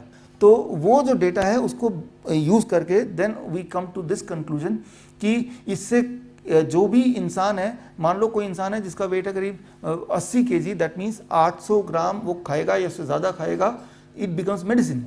मीन्स उससे कम खाएगा तो इम्पैक्ट कम होगा। तो 1 बार में खाए, 2 बार में खाए, 10 बार में खाए, खाना इतना ही है। 12 बजे तक कुछ और नहीं खाना है, नो चाय, नो बिस्किट, नो ब्रेड, कुछ और नहीं खाना है, लेकिन भूखे नहीं रहना है, इनफैक्ट ज़्यादा खाना है। मिनिमम क्वांटिटी क्या है, ये फॉर्मूला है, ये है स्टेप 1। अब यहाँ पे जैसे मैंने आपको क्लियर किया पहले भी कि अगर वो डायबिटीज़ पेशेंट है तो क्लियर करना है कि मैंने, क्योंकि हमने यहाँ पे स्पेसिफाई तो किया नहीं कौन सा फ्रूट है, this means he has the flexibility to eat whatever fruits. वो मीठे आम खाए, वो अंगूर खाए और ज़रूर खाए। और मैंने देखा है कि मीठे आम खाने से जो डायबिटीज़ के पेशेंट है, इंसुलिन डिपेंडेंट बात कर रहा हूँ, जो ड्रास्टिक डायबिटीज़ के पेशेंट है, ब्लड शुगर थोड़ा बढ़ता जरूर है, लेकिन 2 घंटे के अंदर वो एकदम नीचे भी आ जाता है, तो he is comfortable, symptomatically is comfortable. तो पहला जो स्पाइक है उससे घबराने की ज़रूरत नहीं है, वो 400 जाने दो, 500 जाने दो, लेकिन आई ऑलवेज रीड कि खाना खाया 2 घंटे बाद क्या बॉडी ने उस फूड को, उस शुगर को मेटाबोलाइज कर लिया क्या? If the answer is yes, 250 mg से नीचे आ गया तो बात बन गई। क्या उसको कोई डिस्कम्फर्ट हुआ क्या? इफ द आंसर नो, बात बन गई। So that becomes the parameter which we have been doing. तो ये स्टेप 1। स्टेप 1 ये डायबिटीज के कॉन्टेक्स्ट में नहीं, सभी को ये डीआईपी डाइट का स्टैंडर्ड ही है ये। स्टेप 2, जब भी कोई पेशेंट लंच या डिनर के लिए कोई भी बैठेगा, पेशेंट नहीं कोई भी, तो 2 प्लेट लेके बैठेंगे, प्लेट 1 एंड प्लेट 2। ये जो प्लेट 2 है ना, ये प्लेट 2 आपके लिए है। इसमें हमारा फेवरेट फूड, रोटी, सब्जी, दाल, चावल और पूरी भाजी, छोले भटूरे, उल्टा सीधा, नूडल्स, पास्ता, जो मर्जी खाना है वो इसमें डाल दो, ठीक है, जितना खाना है उतना डाल दो। तो बोलने का मतलब ये है कि जब भी कोई बोलता है डाइट का मतलब है कि बहुत सारी रिस्ट्रिक्शन हो जाएंगी हमारे पास, बहुत सारी चीज़ खाने को नहीं मिलेगी, लेकिन यहाँ पे ये एक प्रोविज़न है कि आप खाओ, कितना खाना है। हाँ, एनिमल फूड नहीं खाओ, एनिमल फूड का भी प्रोविज़न मैंने बताऊंगा मैं, या डेयरी प्रोडक्ट मत खाओ, उसका प्रोविज़न हम थोड़ी देर बाद डिस्कस करेंगे, 2 मिनट बाद। लेकिन प्लेट 2 को टच करने से पहले प्लेट 1 पहले इसको ख़त्म करना पड़ेगा। ये क्या है? 4 तरह के सब्जी जो कच्चा खाया जा सके, टमाटर, खीरा, मूली, गाजर, ककड़ी, मटर, सलाद पत्ता, प्याज, बहुत सारी चीज़ें होती हैं। और कितना इंपॉर्टेंट यहाँ पे ये है कि बॉडी वेट इंटू 5, मेरा body weight 70 kg into 5, that becomes 350 grams. 3.5, एक वेइंग मशीन लेना बड़ा इंपॉर्टेंट है। तो कई बार तो जिनको मुझे गिफ्ट करना होता है वेइंग मशीन गिफ्ट कर देता हूँ, वो वेइंग मशीन उसको ज़्यादा ज़िंदगी में आगे ले जाएगी उसकी गाड़ी से, राइट। तो एक वेइंग मशीन से देख लिया एक दिन की 350 ग्राम कितना होता है, अगले दिन से विजुअली हम देख सकते हैं इतना तो खाना ही है। या मैं लोगों को बोलता हूँ कि आप तब तक खाते रहो जब तक 20 मिनट ना हो जाए, तो 20 मिनट में एक अच्छा खासा पोर्शन खा लेगा मिनिमम, अगर वो लगातार खा रहा है तो ये खाने के बाद इस फॉर्मूले के हिसाब से अब वो प्लेट 2 जितना चाहे उतना खा सकता है, जितना चाहे उतना खा सकता है। यहाँ पे बहुत इंपॉर्टेंट बात यह है कि कोई बोलेगा जब मैं इतना खा लूँगा तो मेरा पेट भर जाएगा, मैं प्लेट 2 तो खा ही नहीं पाऊँगा। पहले 3 दिन नहीं खा पाएगा, चौथे दिन जितना ये खाएगा ज़्यादा उसकी भूख बढ़ जाएगी, मेटाबॉलिज्म रेट बढ़ जाएगा, उतना ही भूख बढ़ेगी तो ये ज़्यादा खाएगा। नॉर्मली अगर आप 4 रोटी अभी खाते हैं, आप एक्सपेरिमेंट कीजिए कि ये प्लेट खाने के बाद आप देखेंगे 4 दिन बाद 5 दिन बाद अब भी 4 रोटी खा पाएंगे या 4 से ज़्यादा भी खा पाएंगे। तो ये दिमाग में रहेगा कि ये खाने के बाद मैं ये अपना फेवरेट फूड नहीं खा पाऊंगा, जबकि ऐसा है नहीं। कई बार कुछ चालाक हमारे पेशेंट होते हैं, बोलते हैं सर मैं पहले ये खा लूँ प्लेट 2 फिर मैं प्लेट 1 खा लूँगा, तो रिजल्ट भी उल्टा ही मिलेगा उनको। अब देखिए प्लेट 2 जो है ये DIP डाइट है, सॉरी प्लेट 2 VIP डाइट है, प्लेट 1 इज़ DIP डाइट। तो आप इमेजिन कीजिए कि आप स्कूटर लेके रेड लाइट के सामने खड़े हैं और रेड लाइट है, तो सिंस आप एक डिसिप्लिन इंसान है, डिसिप्लिन इंटेलिजेंट पीपल, आप रेड लाइट का ग्रीन होने का वेट कर रहे हैं, लेकिन पीछे कुछ VIP की कुछ गाड़ियाँ आती हैं, लेकिन वो गाड़ियाँ तभी निकल पाएंगी जब आप उनको जगह देंगे, लेकिन आप जगह नहीं दे रहे हैं, आप वहीं पे खड़े हुए हैं। तो जो पीछे VIP लोग हैं उनको मजबूरी में DIP की तरफ बिहेव करना पड़ेगा डिसिप्लिन तरीके से, क्योंकि आपने उसका जगह रोका हुआ है। तो ठीक उसी तरह से ये खाना इतनी क्वांटिटी है, और क्यों पहले खाना है इसकी इंपॉर्टेंस ये है कि पहले लेयर में पेट में जब रॉ वेजिटेबल्स आ जाएंगे, अब जब आप उल्टा सीधा खाएंगे, एनिमल फूड भी खाएंगे मान लो कभी कभी, या आप तेल वाला खाना खाएंगे, तो वो आपके होमेस्टेसिस को डिस्टर्ब नहीं करेगा, बॉडी में फूड के जो पेनिट्रेशन को डिस्टर्ब नहीं करेगा, और इसीलिए पहले खाना ज़रूरी है। कई बार आपने देखा कि कुछ एम्बुलेंस जाते हैं, VIP की फहरिस्त जाती है, और कुछ लोग चालाक लोग क्या करते हैं, उस गाड़ियों के जो पूरा एक फहरिस्त है, उस गाड़ियों का जो एक पूरा एक काफिला है, उस काफिले के पीछे अपने भी गाड़ी लगा देते हैं और उसी स्पीड से जाने लगते हैं। कोई स्कूटर भी लगाया जाता है ताकि दूसरे को लगे, पुलिस वालों को, कि ये भी इस गाड़ी इन्हीं काफिले के साथ है, राइट। तो नॉर्मल हमारे बॉडी में भी ऐसे ही होता है कि पहले अगर ये खा लेंगे जो कि वीआईपी फूड है और बाद में ये खाएंगे तो बाद में खाने का जो इसका इंपॉर्टेंस है वो खो गया। Now it is going to follow this. ये एक बड़ी इंपॉर्टेंट बात है। तो मैं यही बताना चाह रहा हूँ, मैं बहुत टाइम लगाता हूँ इसको समझाने में पेशेंट को कि क्या खाना है, कितना खाना है, कब खाना है। तो यही सारी चीज़ें हमने कुछ रिस्ट्रिक्ट नहीं किया, लेकिन हमने एक ऑर्डर दे दिया ताकि फूड बिकम्स मेडिसिन।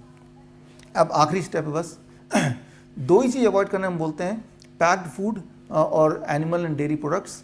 और एज ए स्नैक्स दिन भर कुछ खाना है तो नट्स हैं, स्प्राउट्स हैं, अंकुरित चने, मूंग, बादाम, मूंगफली, जितना मर्जी खाएं। फ्रूट्स हैं, 12 बजे के बाद भी खा सकते हैं, कितना मर्जी। धूप में बैठो 40 मिनट, कोई बोलेगा मैं 40 मिनट नहीं बैठूंगा तो मैं बोलता हूँ 30 मिनट बैठो। 30 मिनट भी नहीं बैठ सकता तो बोलता हूँ 15-20 मिनट बैठो। 20 मिनट भी नहीं बैठ सकता तो मैं बोलता हूँ 10 मिनट बैठो। मतलब ये एक नेगोशिएशन है। जैसे हम कपड़े की दुकान में जाकर नेगोशिएट करते हैं ना, वैसे कई बार पेशेंट को थोड़ा नेगोशिएट करना पड़ता है, क्योंकि हम दवाई नहीं दे रहे हैं, हम एक डाइट दे रहे हैं। तो डाइट में उससे नेगोशिएट करके उसको समझा बुझा के कि कहीं तो कुछ तो करे वो। तो ये है 3 स्टेप्स। तो ये जो 3 स्टेप हैं, this is what is called DIP diet.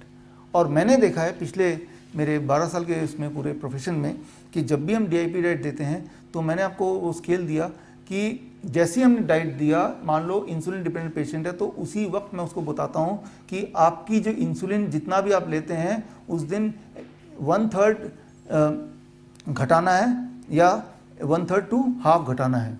यानी कि मान लो वो 100 यूनिट लेता था कल तक, अगर इस डाइट में आना है तो 50 यूनिट ही लेना है। मतलब आप उम्मीद कर सकते हैं 50 यूनिट में वही ब्लड शुगर लेवल आएगा जो ब्लड शुगर वो मेंटेन करता था 100 यूनिट लेने के बाद। तो कई बार लोग होते हैं, कई बार कि भाई डाइट इनका कहीं से सुन लिया और वो अपना इंसुलिन दवाइयों को उतना ही लेते हैं, and they are the one जिनका हाइपोग्लाइसेमिक स्टेज आता है, वो दे आर द वन दो सफ़र। तो यहाँ पे इंपॉर्टेंट बात, रूल ऑफ थंब ये है कि अगर इस डाइट पे किसी को आपने रखने बोला, अगर बाई चांस वो इंसुलिन पे है, तो रूल ऑफ थंब कि भाई आप इंसुलिन को आधा कर दो। या इंसुलिन को जब मैं घटाता हूँ तो एक और रूल मैं अपनाता हूँ कि फास्ट एक्टिंग वाला मैं छोड़ देता हूँ और लॉन्ग एक्टिंग वाला ही रखता हूँ। लैंटस है, उसी को हम बोलते हैं कि वही लो, वो फिर भी कम डैमेजिंग है in comparison to the fast acting. तो मान लो वो 40 यूनिट लेता है, 40 यूनिट में से 20 यूनिट लैंटस लेता है और 20 यूनिट लेता है नोवारैपिड लेता है फास्ट एक्टिंग वाला। तो फास्ट एक्टिंग वाला घटा दिया, अब लॉन्ग एक्टिंग वाला रह गया 20 यूनिट, और वो एक बार ही लेना है क्योंकि वो पूरे दिन काम करेगा। तो इस तरह से वो जो पेशेंट है जो कई बार लेना पड़ता है इंसुलिन, उससे बच गया। एक नोवारैपिड जो फास्ट एक्टिंग है जिसके डैमेजेस ज़्यादा हैं उससे बच गया, और इंसुलिन की क्वांटिटी भी कम ले रहा है और उसका बॉडी बाकी संभाल रहा है ब्लड शुगर को। तो ये इस तरह से उसके बॉडी की इंसुलिन मैनेजमेंट हम करने की कोशिश करते हैं। तो यहाँ पे एम्फेसिस ये है कि अगर तो इंसुलिन ले रहा है तो इंसुलिन डिपेंडेंट, अगर तो दवाई पे है, मान लो ब्लड शुगर की दवाई पे है, एक दवाई ले रहा है, मल्टीपल ड्रग्स ले रहा है, आंख बंद करके मैं उसको हटा देता हूँ, क्योंकि मुझे पता है कि वो दवाई जितना भी डोज हो, जितने भी कॉम्बिनेशन हो, वो जितना भी इन्फ्लुएंसिव तरीके से ब्लड शुगर मैनेज कर रहा हो, उससे ज़्यादा इन्फ्लुएंसिव तरीके से ये जो 3 स्टेप है मैनेज कर देगा एक दिन के अंदर। उसमें कोई डाउट नहीं है मुझे, इतनी बार मैंने कर दिया, हज़ारों बार। तो दवाई है ब्लड शुगर की, तो मेरे जो एक्सपर्ट्स हैं जिनको हमने ट्रेन किया है देश भर में, तो उनको यही कि rule of thumb, if it is medicine stop it, if it is insulin divide by 2। And फिर भी हम पूरे दिन में देखते हैं या तो 1/3 घटाना पड़ेगा या हाफ घटाना पड़ेगा। तो पहले दिन मॉनिटर करके देखते हैं, पता चल जाता है 1 दिन 2 दिन या 3 दिन में कि how his body is behaving to that diet. Important सिर्फ इतना ही नहीं कि ये बॉडी इस डाइट पे क्या बिहेव कर रही है, इंपॉर्टेंट ये भी है कि वो कितना अच्छी तरह से डाइट ले पा रहा है, कहीं झूठ तो नहीं बोल रहा, राइट। तो हमने तो अपना दिमाग लगाया कि उसको आधे इंसुलिन की जरूरत पड़ेगी, जबकि असलियत तो ये कि वो डाइट ले भी नहीं रहा है और हमने इंसुलिन भी घटा दिया। तो ये सारी चैलेंजेस होते हैं, इसलिए जो हमारा ऐप के माध्यम से वो डाइट का फ़ोटो खींच के भेजता है तो हमारा ऐप आगे बढ़ता है। हालांकि फ़ोटो खींच के भेज तो दिया लेकिन वो खाया नहीं, ऐसा भी करते हैं कई बार। तो बहुत सारे चीज़ें होती रहती हैं, लेकिन मैं ये बोल रहा हूँ जितनी प्रिकॉशन हम रख सकते हैं वो प्रिकॉशन हम रखते हैं। तो मैंने देखा है कि जो डाइट इस तरह से लेते हैं, जो डाइट मैंने अभी बताया, तो आप उम्मीद कर सकते हैं कि पहले दिन ही डाइट शुरू करने से पहले ही जब फर्स्ट डे उसकी इंसुलिन आधी छूट सकती है। तीसरे दिन तक जो टाइप 2 इंसुलिन डिपेंडेंट पेशेंट हैं, अमंग देम 70 से 80% के पूरी इंसुलिन छूट सकती है, 70 से 80। प्रतिशत तक। इंसुलिन छोड़ने के बाद भी ब्लड शुगर 250 mg पर डेसीलीटर से नीचे रहना, that's what we try to maintain. हालांकि जब वो इंसुलिन लेता होगा तो वो ब्लड शुगर 100 पे उसका टारगेट होगा, 100 तक पहुंचाना है, लेकिन हमारा टारगेट तो 250 है, तो पूरी भी छूट जाती है और वो टाइप 2 में ज़्यादा छूटती है। टाइप 1 का जो पेशेंट है, अगर 1 साल के अंदर मेरे पास आ जाता है 1 साल इंसुलिन लेते हुए, तो उनमें से 40% का 100% इंसुलिन छूट जाता है, 40% का। 60% का फिर भी हम पूरी तरह इंसुलिन छुड़ा नहीं पाते। ये कर सकते हैं कि 1/4 कर देते हैं, यहाँ तक तो पहुँच जाते हैं, लेकिन वो हाथ ही निकल के वो पूंछ रह जाता है। बच्चों के केस में मैंने देखा है बड़ा ही मुश्किल रहता है, लेकिन इतना कर देते हैं कि दिन में 4 बार इंसुलिन लेने की ज़रूरत नहीं है, हाइपोग्लाइसीमिया नहीं होगा, एक बार लॉन्ग एक्टिंग ले लिया पूरे दिन चल जाएगा, वो भी छोटा सा डोज ले लिया। ये सारी मेडिकल इमरजेंसी जो हर महीने होती हैं बच्चों को, वो नहीं होंगी, ऐसे हम मैनेज कर लेते हैं। बच्चों के साथ क्या है कि जैसे वो ग्रो करते हैं, तो if they are insulin dependent, तो उनका पेनक्रियास का साइज़ नहीं ग्रो करेगा। अब इस डाइट से अगर पेनक्रियास फुल्ली फंक्शनल भी हो जाए, तब भी वो पेनक्रियास उतना इंसुलिन प्रोड्यूस नहीं कर पाएगा जितने इंसुलिन की उस बढ़े हुए साइज़ की वो ज़रूरत है। इसीलिए जो छोटे बच्चे बाद में आते हैं मेरे पास 2 साल बाद, 3 साल बाद, 7 साल बाद, और बोलते हैं कि क्या मैं इंसुलिन फ्री हो जाऊंगा, तो छोटे बच्चों के लिए मैं बोलता हूँ शायद नहीं हो पाओगे, लेकिन यह है कि 1/4 ही रह जाएगा, एक ही बार लेना पड़ेगा। लेकिन बड़े, आपके पास कोई पेशेंट है तो आप ट्राई कर सकते हैं, और you can refer to me. बड़े लोगों में अगर वो प्रिंसिपली कर लेता है जैसा हम बताते हैं, तो 3 महीने में, 3 दिन से लेकर 3 महीने में इंसुलिन छूट सकता है, और छूट जाता है 3 दिन से लेकर 3 महीने में, इसके बीच में कभी, जो कि हमने देखा है अक्सर। तो यहाँ पे अब एक इम्पॉर्टेंट बात, जो प्रैक्टिकल डिफ़िकल्टीज आती हैं, कई बार जो बूढ़े लोग आते हैं जिनके दांत ठीक नहीं है, वो चबा नहीं पाते हैं, तो फिर अब नेगोशिएट कैसे करते हैं, तो ये रॉ खाने बोलते हैं। कोई बोलता है रॉ नहीं खा सकता मैं, तो थोड़ा स्टीम कर लो, फिर बोले स्टीम भी नहीं कर सकता मैं, तो बॉयल कर लो, बॉयल भी नहीं कर सकता तो जूस बना लो, स्मूदी बना लो, अच्छा ये भी नहीं कर सकता तो कुक्ड फूड खाओ और दवाई ले लो फिर। तो इस तरह से बोलने का मतलब ज़्यादातर टाइम ना उनसे बहस करने में बीतता है। वैसे तो काफ़ी प्रैक्टिस हो गई मुझे बहस करने की अब, तो हर चीज़ के मैंने स्लाइड्स वगैरह बना लिए हैं हमारी टीम ने, क्योंकि वही एक्चुअल मेडिसिन तो उनके दिमाग में भरना है। हेल्थ को ठीक कर सकते हैं हम, लेकिन उनके दिमाग को पहले ठीक करना पड़ेगा, तो हेल्थ को ठीक करेंगे ना। तो अब इसमें मैंने जो देखा है, बाकी आप अपना इनपुट दे सकते हैं बाद में, कि रॉ में 100% इफेक्ट करता है, लेकिन स्टीम करेगा तो 70% इफेक्ट रह जाएगा। मतलब जो आधा इंसुलिन छुड़ाने वाला था, अब आधे से काम नहीं चलेगा, थोड़ा ज़्यादा चाहिए उसको। अगर वो बॉयल करेगा तो 50% इफेक्ट ही रह जाएगा, जूस में 40%, स्मूदी में ज़्यादा रहता है अच्छा, और कुकड में तो 0% हो गया। सारी चीज़ कुक करके तो ऑलरेडी खा ही रहा है वो। तो this is what I have scene, जिस तरह से पेशेंट पे इफेक्ट वो काम करता है। यहाँ पे एक इंटरेस्टिंग बात, जिससे मैं इस वाले सेक्शन को कंक्लूड करूँगा before we can go for question answer round, वो ये कि हमारे पास जब कोई ऐसा पेशेंट आता है जो बहुत डिटरमाइंड है कि मुझे हर हाल में इंसुलिन छुड़ाना है, मुझे हर हाल में ठीक होना है, फिर चाहे जो मुझे करना बोला जाएगा मैं करूँगा। ऐसे भी आते हैं कई सारे पेशेंट जो डिटरमाइंड हैं। छोटे बच्चे आते हैं जो कि हर हाल में हर चीज़ करने को तैयार हैं। तो उनके लिए मैंने खास प्रोटोकॉल बनाया है ताकि हर हाल में इंसुलिन छूटने की चांसेस मैक्सिमाइज हो जाए। तो वो प्रोटोकॉल बड़ा ही सिंपल है। जो DIP डाइट आपने देखा, इस DIP डाइट में 2 चीज़ आप करेंगे तो वो जो ब्लड शुगर जिसका कंट्रोल नहीं हो रहा था इंसुलिन लेने के बाद भी, वो भी कंट्रोल हो जाएगा। 2 चेंज नंबर 1, मैं बोलता हूँ कि ऐसे पेशेंट को कि प्लेट 2 जो है, प्लेट 2 तो आपको पता है कौन सा वाला है, कुक्ड फूड है ना प्लेट 2 को आप छोड़ दो, या तो दोनों बार छोड़ दो या एक बार तो छोड़ ही दो।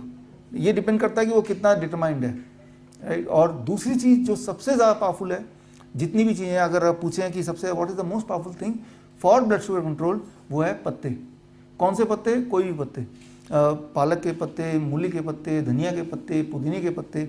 अब क्योंकि हमारे जो पेशेंट है वो वेरीड है, अलग अलग प्रांतों में, अलग देशों में, तो मैं कभी पत्ते का नाम नहीं लेता। मैं बोलता हूँ ऐसे पत्ते जो आप खा सकते हैं, जो खाने योग्य है, जो आप खा सकते हैं। कोई और खा सकता है कि नहीं इंपॉर्टेंट नहीं है, आप चबा के खा सकते हैं क्या, टेक इट। तो कितने पत्ते, ये बड़ा इंपॉर्टेंट है। जितना आपका बॉडी वेट, मान लो जैसे मेरा बॉडी वेट है 70 kg, तो मैं इंसुलिन डिपेंडेंट हूँ, टाइप 1 डायबिटीज़ पेशेंट हूँ, इंसुलिन डिपेंडेंट हूँ, और मैं डिटरमाइंड हूँ कि मुझे इंसुलिन छुड़ाना है, तो 70 kg मेरा वेट है, तो 70 kg की जगह मैंने लगा दिया ग्राम। 70 ग्राम पत्ते मुझे खाना है लंच से पहले। लंच भी मेरा वही है जो प्लेट 1 प्लेट 2, उससे पहले खाना है। डिनर में भी मुझे ये करना है। ये जैसे ही आप पत्ते दे देंगे, इट इज़ अ मेडिसिन। मैंने देखा कितनी ज़बरदस्त तरीके से ब्लड शुगर उसका ड्रॉप करता है the moment he choose the leaf. तो पत्ते जैसे ही देते हैं तो एकदम ब्लड शुगर ड्रॉप करता है, पहले दिन में ही ड्रॉप करता है और अच्छा खासा ड्रॉप करता है। और पत्ते खाने में दिक्कत होती है, चबा चबा के 70 ग्राम मुझे खाना हो तो कम से कम 20 मिनट लगेगा, लेकिन खा लिया तो ये भी तय है कि अगर मैं इंसुलिन डिपेंडेंट हूँ, इंसुलिन छूट सकता है, तो इसकी चांसेस कई गुना बढ़ जाते हैं, ब्लड शुगर इमीडिएटली कंट्रोल हो जाता है।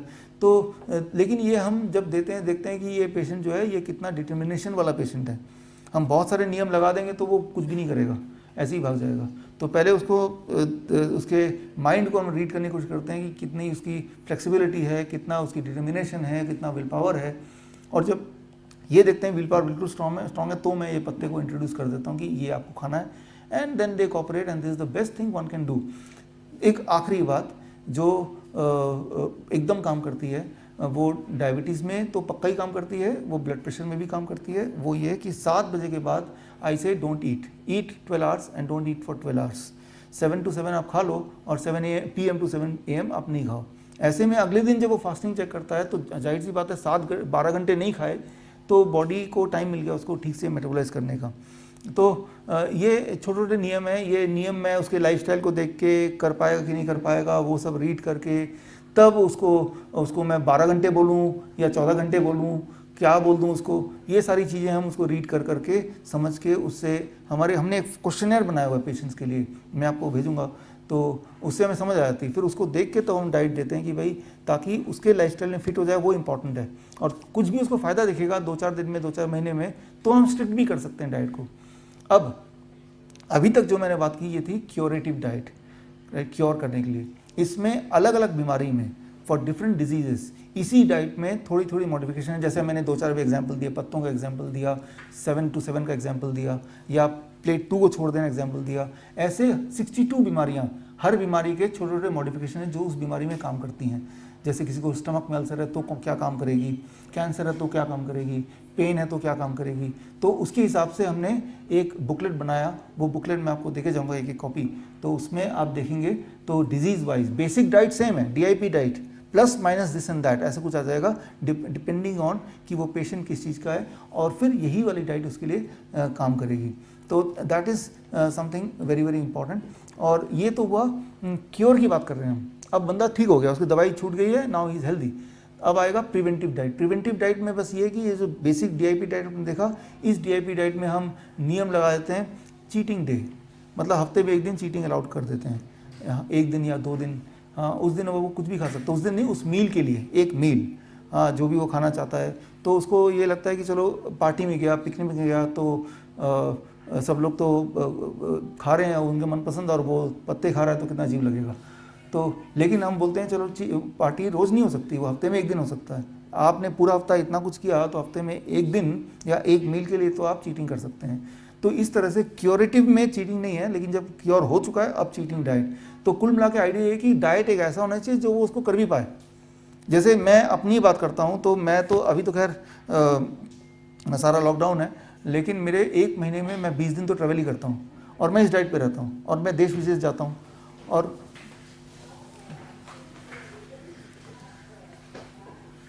Welcome ma'am.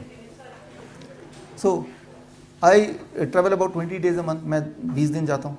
तो ये जो डाइट है, सबसे पहले लोगों के सवाल होते हैं ये डाइट हम फॉलो कैसे करेंगे, how I am going to follow this diet. तो मैं ये बोलता हूँ कि ये डाइट जैसे मैं फॉलो करता हूँ, और मेरा जो दिनचर्या है वो 20 दिन ट्रैवल, वो भी अलग अलग शहरों में, देशों में, कई बार ऐसी जगह पे भी जहाँ पे मैं पहले नहीं गया हूँ, वहाँ के लोग भी मुझे जानते नहीं उतना। तो मैं ऐसे करता हूँ, जो मेरा है, मैं जब भी जाता हूँ तो एक चाकू और एक पीलर में छीलने वाला, वो अपने बैग में रखता हूँ। जैसे आप लोग लिपस्टिक वगैरह बैग में रखते नहीं है, उसी तरह से कंघी वगैरह, उस तरह से वो मेरा इनर यूँ मानिए कि अंदर के ब्यूटिफिकेशन के लिए है। वो हमेशा मेरे सूटकेस में रहता है जो चेक इन हो सकता है। और जब भी मैं एयरपोर्ट से होटल जाता हूँ तो रास्ते में फ्रूट्स एंड वेजिटेबल की शॉप में रुक जाता हूँ। और मैंने आपको कैलकुलेशन दिखाया था कि एक दिन में जो 12 बजे तक का डाइट है, that is body weight into 10। तो मेरा बॉडी वेट यानी कि 70 यानी कि 700 ग्राम। लेकिन 700 ग्राम तब जब छीलने मिलने के बाद, गुठली हटा दिया, छील दिया, तब इफेक्टिवली।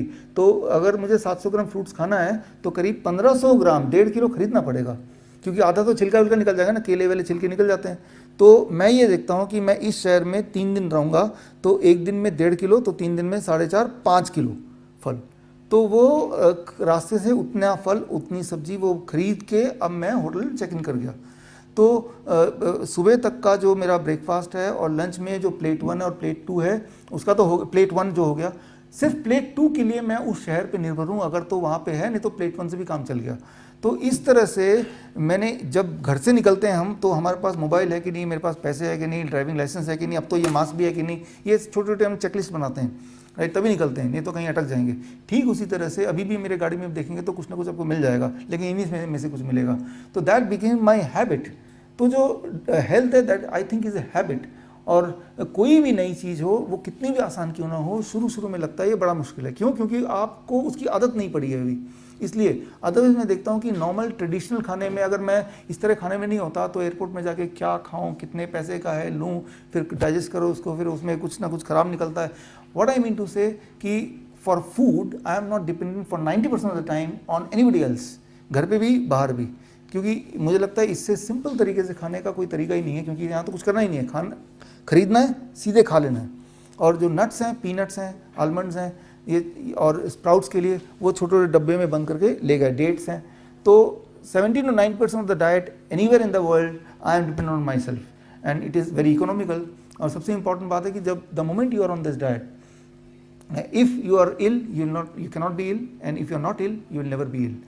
अब आते हैं सबसे इंपॉर्टेंट बात, वो आता है दिस, आज की तारीख में जो हमने एक्सपेरिमेंट किया कोविड पे, हमने एक्सपेरिमेंट किया कोविड-19 पे। इसमें मैं 5 मिनट ही लूँगा आपका, क्योंकि ये टॉपिक था नहीं, बट मैं यहाँ पे डाल रहा हूँ। कोविड-19 में, कोरोना में, it is a virus, respiratory virus. आपको पता है एक वायरस है जो मुंह से नाक से जा सकता है और कहीं से नहीं जाएगा, यहीं से जाएगा, तभी हमने मास्क लगाया, और जाएगा और यहाँ से जाएगा, यहाँ तक जाएगा, फिर यहाँ जाएगा, फिर वो बीमार पड़ेगा, लाइक दैट। कोविड में इसी डाइट का एक रूप हमने मॉडिफाई किया, और क्योंकि वो डाइट हम देते थे, डेंगू में देते थे, H1N1 में देते थे, और स्वाइन फ्लू वगैरह उनमें हम देते थे, आज से 4 साल पहले से ऑलरेडी देते आए हैं। तो हमने इस डाइट को किया और मॉडिफिकेशन क्या है वो मैं आपको बताऊंगा अभी, और करके हमने भारत में पिछले 40 दिनों में 5000, मैं 500 नहीं बोल रहा हूँ, मैं 50 नहीं बोल रहा हूँ, 5000 कोविड-19 के पेशेंट्स को, कोविड-19 के ट्रू पेशेंट जो होते हैं उनको हमने, उनमें से 500 तो दिल्ली के ही हैं, 500 दिल्ली के हैं जिनको हमने ठीक किया। एसिम्प्टोमेटिक पेशेंट की बात नहीं कर रहा मैं, एसिम्प्टोमेटिक है इनमें बहुत सारे, लेकिन मैं उनकी बात कर रहा हूँ जो क्रिटिकल है। क्रिटिकल का मतलब मेरे हिसाब से जो क्रिटिकल है, जिनका टेम्परेचर 104 105 चला गया वो क्रिटिकल है, जिनका ऑक्सीजन सैचुरेशन 80 से नीचे चला गया, 80% से नीचे चला गया वो क्रिटिकल है, जिनके ARDS निमोनिया के सिम्टम है वो क्रिटिकल है, जिनके कोमॉर्बिड कंडीशन है वो क्रिटिकल है, जिनके हॉस्पिटल में चले गए, अब बोल रहे हैं कि वेंटिलेटर में डालना है, ऐसे में उनका फ़ोन आ गया, तो ऐसे पेशेंट को हमने एक्सेप्ट किया, तो वो क्रिटिकल है। तो मैं ये बोलना चाह रहा हूँ कि हमने 5000 पेशेंट को 40 दिनों में, 40 डेज़ में ठीक किया विद डॉक्यूमेंट्री एविडेंसेस।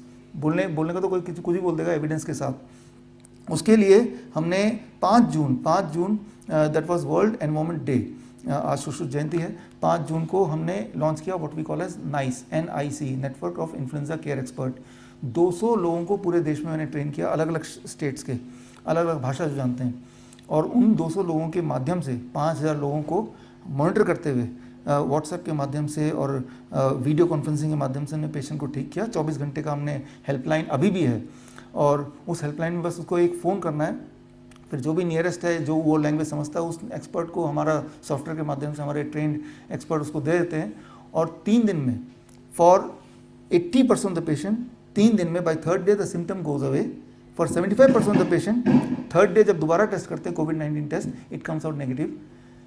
दूसरे दिन हमने टेस्ट करके देखा तो 60% पेशेंट बिकेम कोविड-19 दूसरे दिन के अंदर, 40% नहीं। Symptomatically 3rd day about 80% patient the symptomatically they are gone. एक हफ्ते में 95% patient symptomatic there is no symptom. हमने फिर भी हम मॉनिटर करते हैं फॉर 14 डेज। तो अभी सर की जब सर आपसे जब बात हुई आज, इसके ये मेरे लिए बड़ा दिन है आज का दिन। हमारे कॉन्फ्रेंस पूरे दुनिया में होते रहते हैं, लेकिन मैडम आप विश्वास नहीं करेंगे, दिस कॉन्फ्रेंस के लिए मैंने बड़ी ही प्रिपरेशन की है। This is really really very important for me in comparison to any other conference in last several years all over the world. ठीक है, ये मैं आपको दिल से बता सकता हूँ। तो हमने 25 जुलाई का टाइम रखा था कि जो अभी मैं आपको बता रहा हूँ 5000 पेशेंट हमने कैसे ठीक किए, उनके रिकॉर्ड्स और उनके प्रोटोकॉल क्या थे, वो 200 एक्सपर्ट्स क्या कर रहे थे, ये सब हम 25 जुलाई को लॉन्च करने वाले थे। लेकिन जब सर ने बोला 15 जुलाई का इन्विटेशन है, तो मैंने बोला दिन रात अपने टीम को कि अभी लगना है, जो 25 जुलाई को आप करना है वो 15 जुलाई को करना है हमें, यानी कि आज का दिन। तो वो दिन आज आ गया है। ये हमारे टीम के लिए, हमारे 200 एक्सपर्ट्स जो हैं पूरे देश में और 5000 जो लोग ठीक हुए हैं पूरे देश में, कुछ बाहर के भी हैं कोविड के पेशेंट्स, उनके लिए आज का दिन बड़ा इंपॉर्टेंट है कि आपने हमें टाइम दिया। तो वो किताब मैं चाहूँगा मैडम आपके हाथों से लॉन्च हो, मैं उधर ही आ जाता हूँ। और वो किताब के अंदर वो सारे एविडेंसेस हैं, जो एविडेंस की मैं बात कर रहा था कोविड-19 में, एक एक एविडेंस है, उन पेशेंट को क्या प्रोटोकॉल दिया और कैसे वो 3 दिन में ठीक हुए, और वो मैं आपको ये सब इसमें लिखा हुआ है और सारे एविडेंसेस हैं इसमें, वीडियो एविडेंसेस भी हैं सारे अलग अलग जगह पे, वो सब देख लेंगे। तो जैसे ही कोई पेशेंट को हम बोलते हैं कि विद द फर्स्ट सिम्टम क्या करना है, लेकिन अक्सर पेशेंट आते हैं जो फर्स्ट सिम्टम नहीं, ऑलरेडी वो पीड़ित हो चुके हैं, कुछ 2-4 दिन हो गए, अब अनकंट्रोल्ड टेम्परेचर हो गया, अनकंट्रोल्ड ब्रीदिंग हो गई, तब आते हैं, या हॉस्पिटल में उससे बाहर निकलना चाहते हैं तब आते हैं। तो किसी भी स्टेज में जब आते हैं, किसी भी स्टेज पे आते हैं, हम उनको पहले 3 दिन दिस इज़ द डाइट, जो कोविड डाइट हम बोल सकते हैं इसको, लेकिन मैं बोलता हूँ 3 स्टेप फ्लू डाइट, इसी नाम से हम पिछले 4 साल से for any kind of respiratory disease, influenza kind of illness हम देते हैं। एंड दैट इज़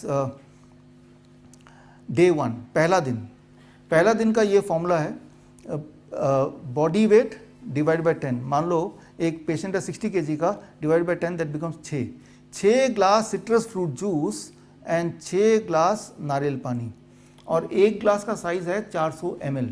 और वो जो जूस निकालना है वो उसी वक्त जब उसको पीना है फ्रेश, उसको छानना नहीं है, पीते वक्त लगने चाहिए 15 मिनट या 10 मिनट। तो this is a very strict rule जो पहले दिन करना है।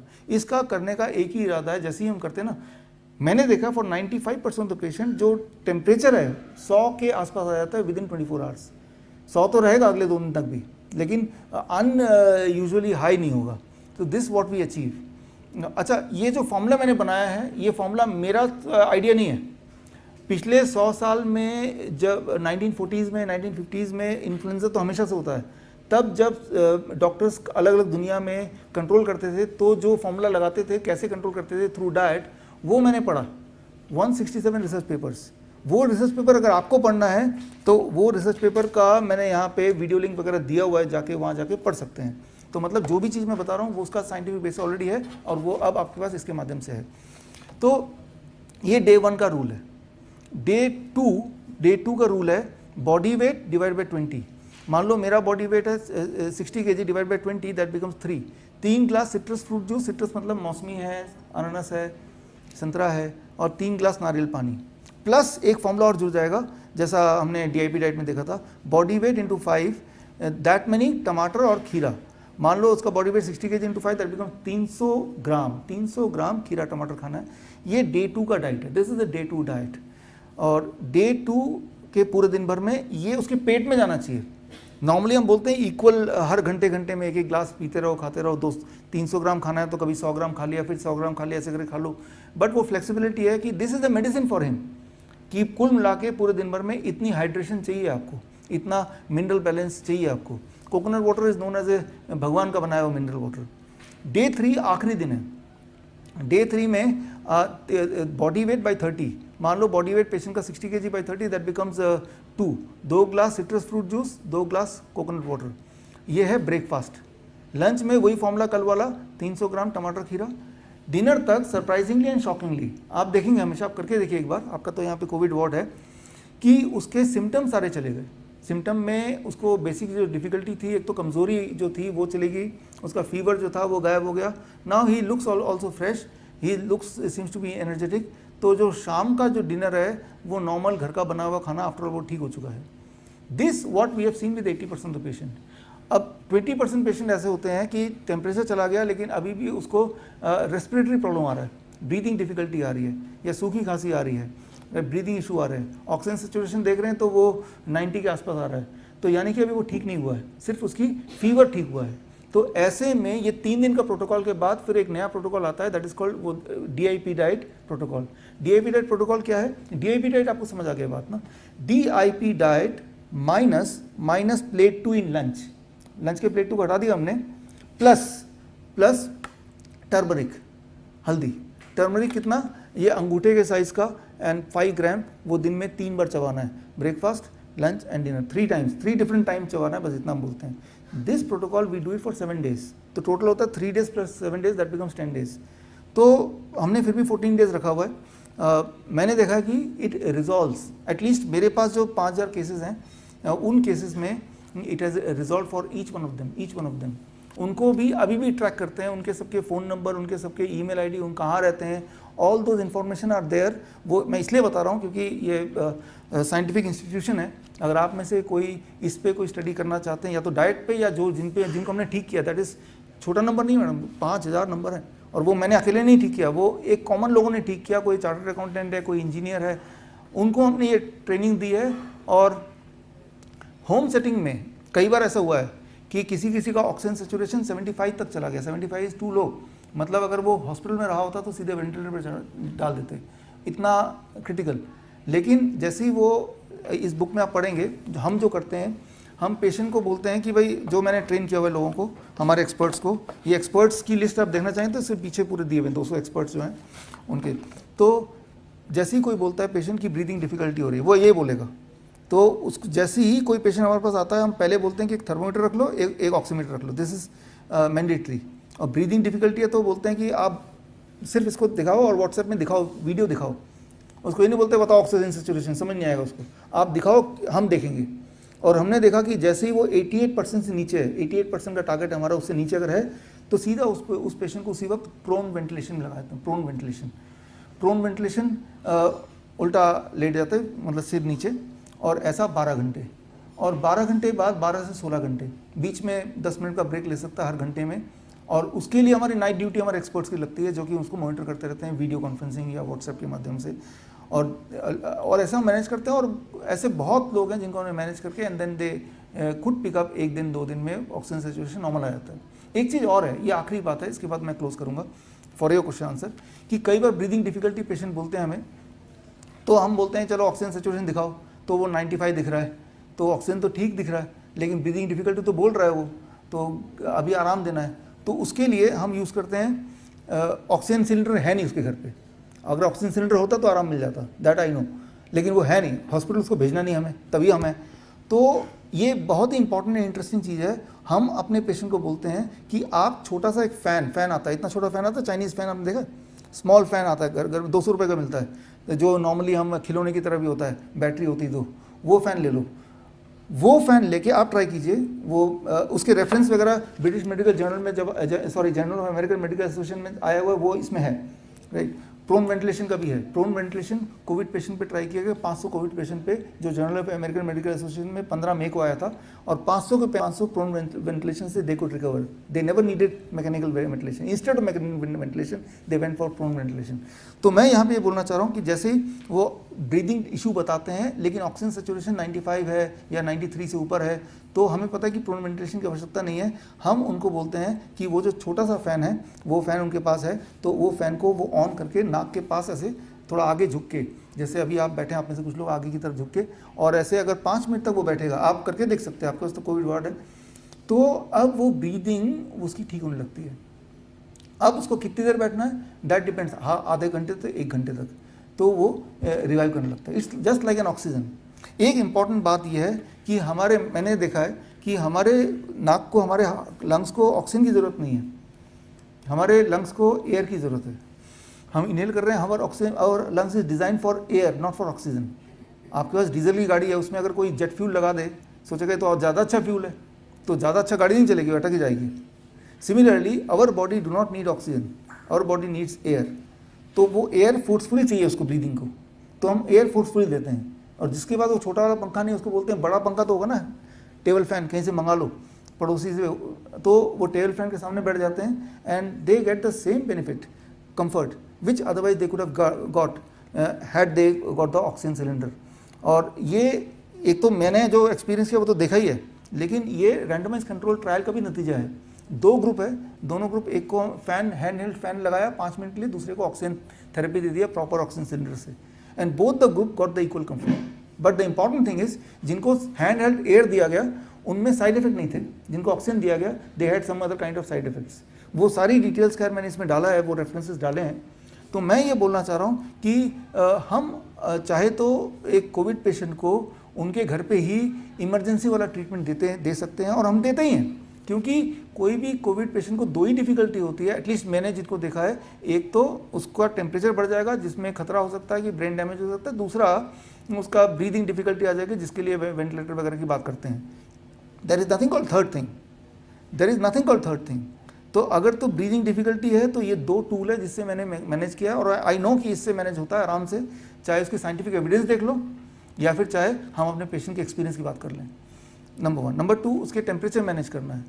जो डाइट मैं बता रहा हूँ, ये डाइट में टेम्परेचर बढ़ नहीं सकता, नहीं बढ़ सकता। अगर तो कोई बोलता है ना बढ़ गया टेम्परेचर इसके बाद भी, तो मैं जानता हूँ वो झूठ बोल रहा है। इतना हाइड्रेट कर देते हैं, इतनी बार टॉयलेट चले जाता है ना, टेम्परेचर नहीं बढ़ता इसमें। तो दैट इज, कोई बोलता है इतना क्यों पिला रहे हो जूस, इससे क्या होगा? आई नो क्या होगा, I don't explain to my patient much, but I know कि इससे टेम्परेचर नहीं बढ़ेगा। तो एटलीस्ट 2 में से 1 पैरामीटर तो मैंने पकड़ रखा है कि मुझे पता है टेम्परेचर नहीं बढ़ने दूंगा उसका, 1 दिन के अंदर टेम्परेचर कंट्रोल में आ जाएगा। लेकिन अगर 1% केस में कई बार छोटे बच्चे होते हैं ना, वो इतना नहीं पी पाते, उसमें टेम्परेचर बढ़ जाता है 104, 105 ऐसे पहुंच जाता है। तो मैं समझ गया कि वो ये नहीं कर रहे। तो वो जो आप लोग भी करते होंगे, दैट इज़ जो पट्टी लेके सिर पे भी और पैर पे भी, पैर की काफ में लपेट के फिर एक पंखा लगा देते हैं जिससे और ठंडा हो जाए। So and then we control, and we have been doing it quite successfully. 5000 में not a single death, not a single mortality. हालांकि आप हॉस्पिटल सेटअप में देखेंगे 3% 4% द मोर्टेलिटी रेट, यानी कि यही 5000 लोग हॉस्पिटल गए होते तो 200 लोग मर भी गए होते, राइट। एंड जब भी कोई पेशेंट आता है, वी डू नॉट आस्क कि आपकी कंडीशन क्या है, कि कंडीशन बुरी है तो हम नहीं लेंगे, ऐसा नहीं है, हम लेंगे। बिकॉज वी नो कि वहाँ कि अगर वो हॉस्पिटल में गया तो जिस तरह की दवाइयाँ दे रहे हैं उससे उनकी मौत ही होने वाली है। तो खैर इसमें वो सारी चीज़ें हैं। ये अभी प्रीव्यू एडिशन हमने निकाला है स्पेशली आज की इस सेशन के लिए, एंड मेरे लिए तो एक बहुत, और हमारी टीम के लिए बड़ा दिन है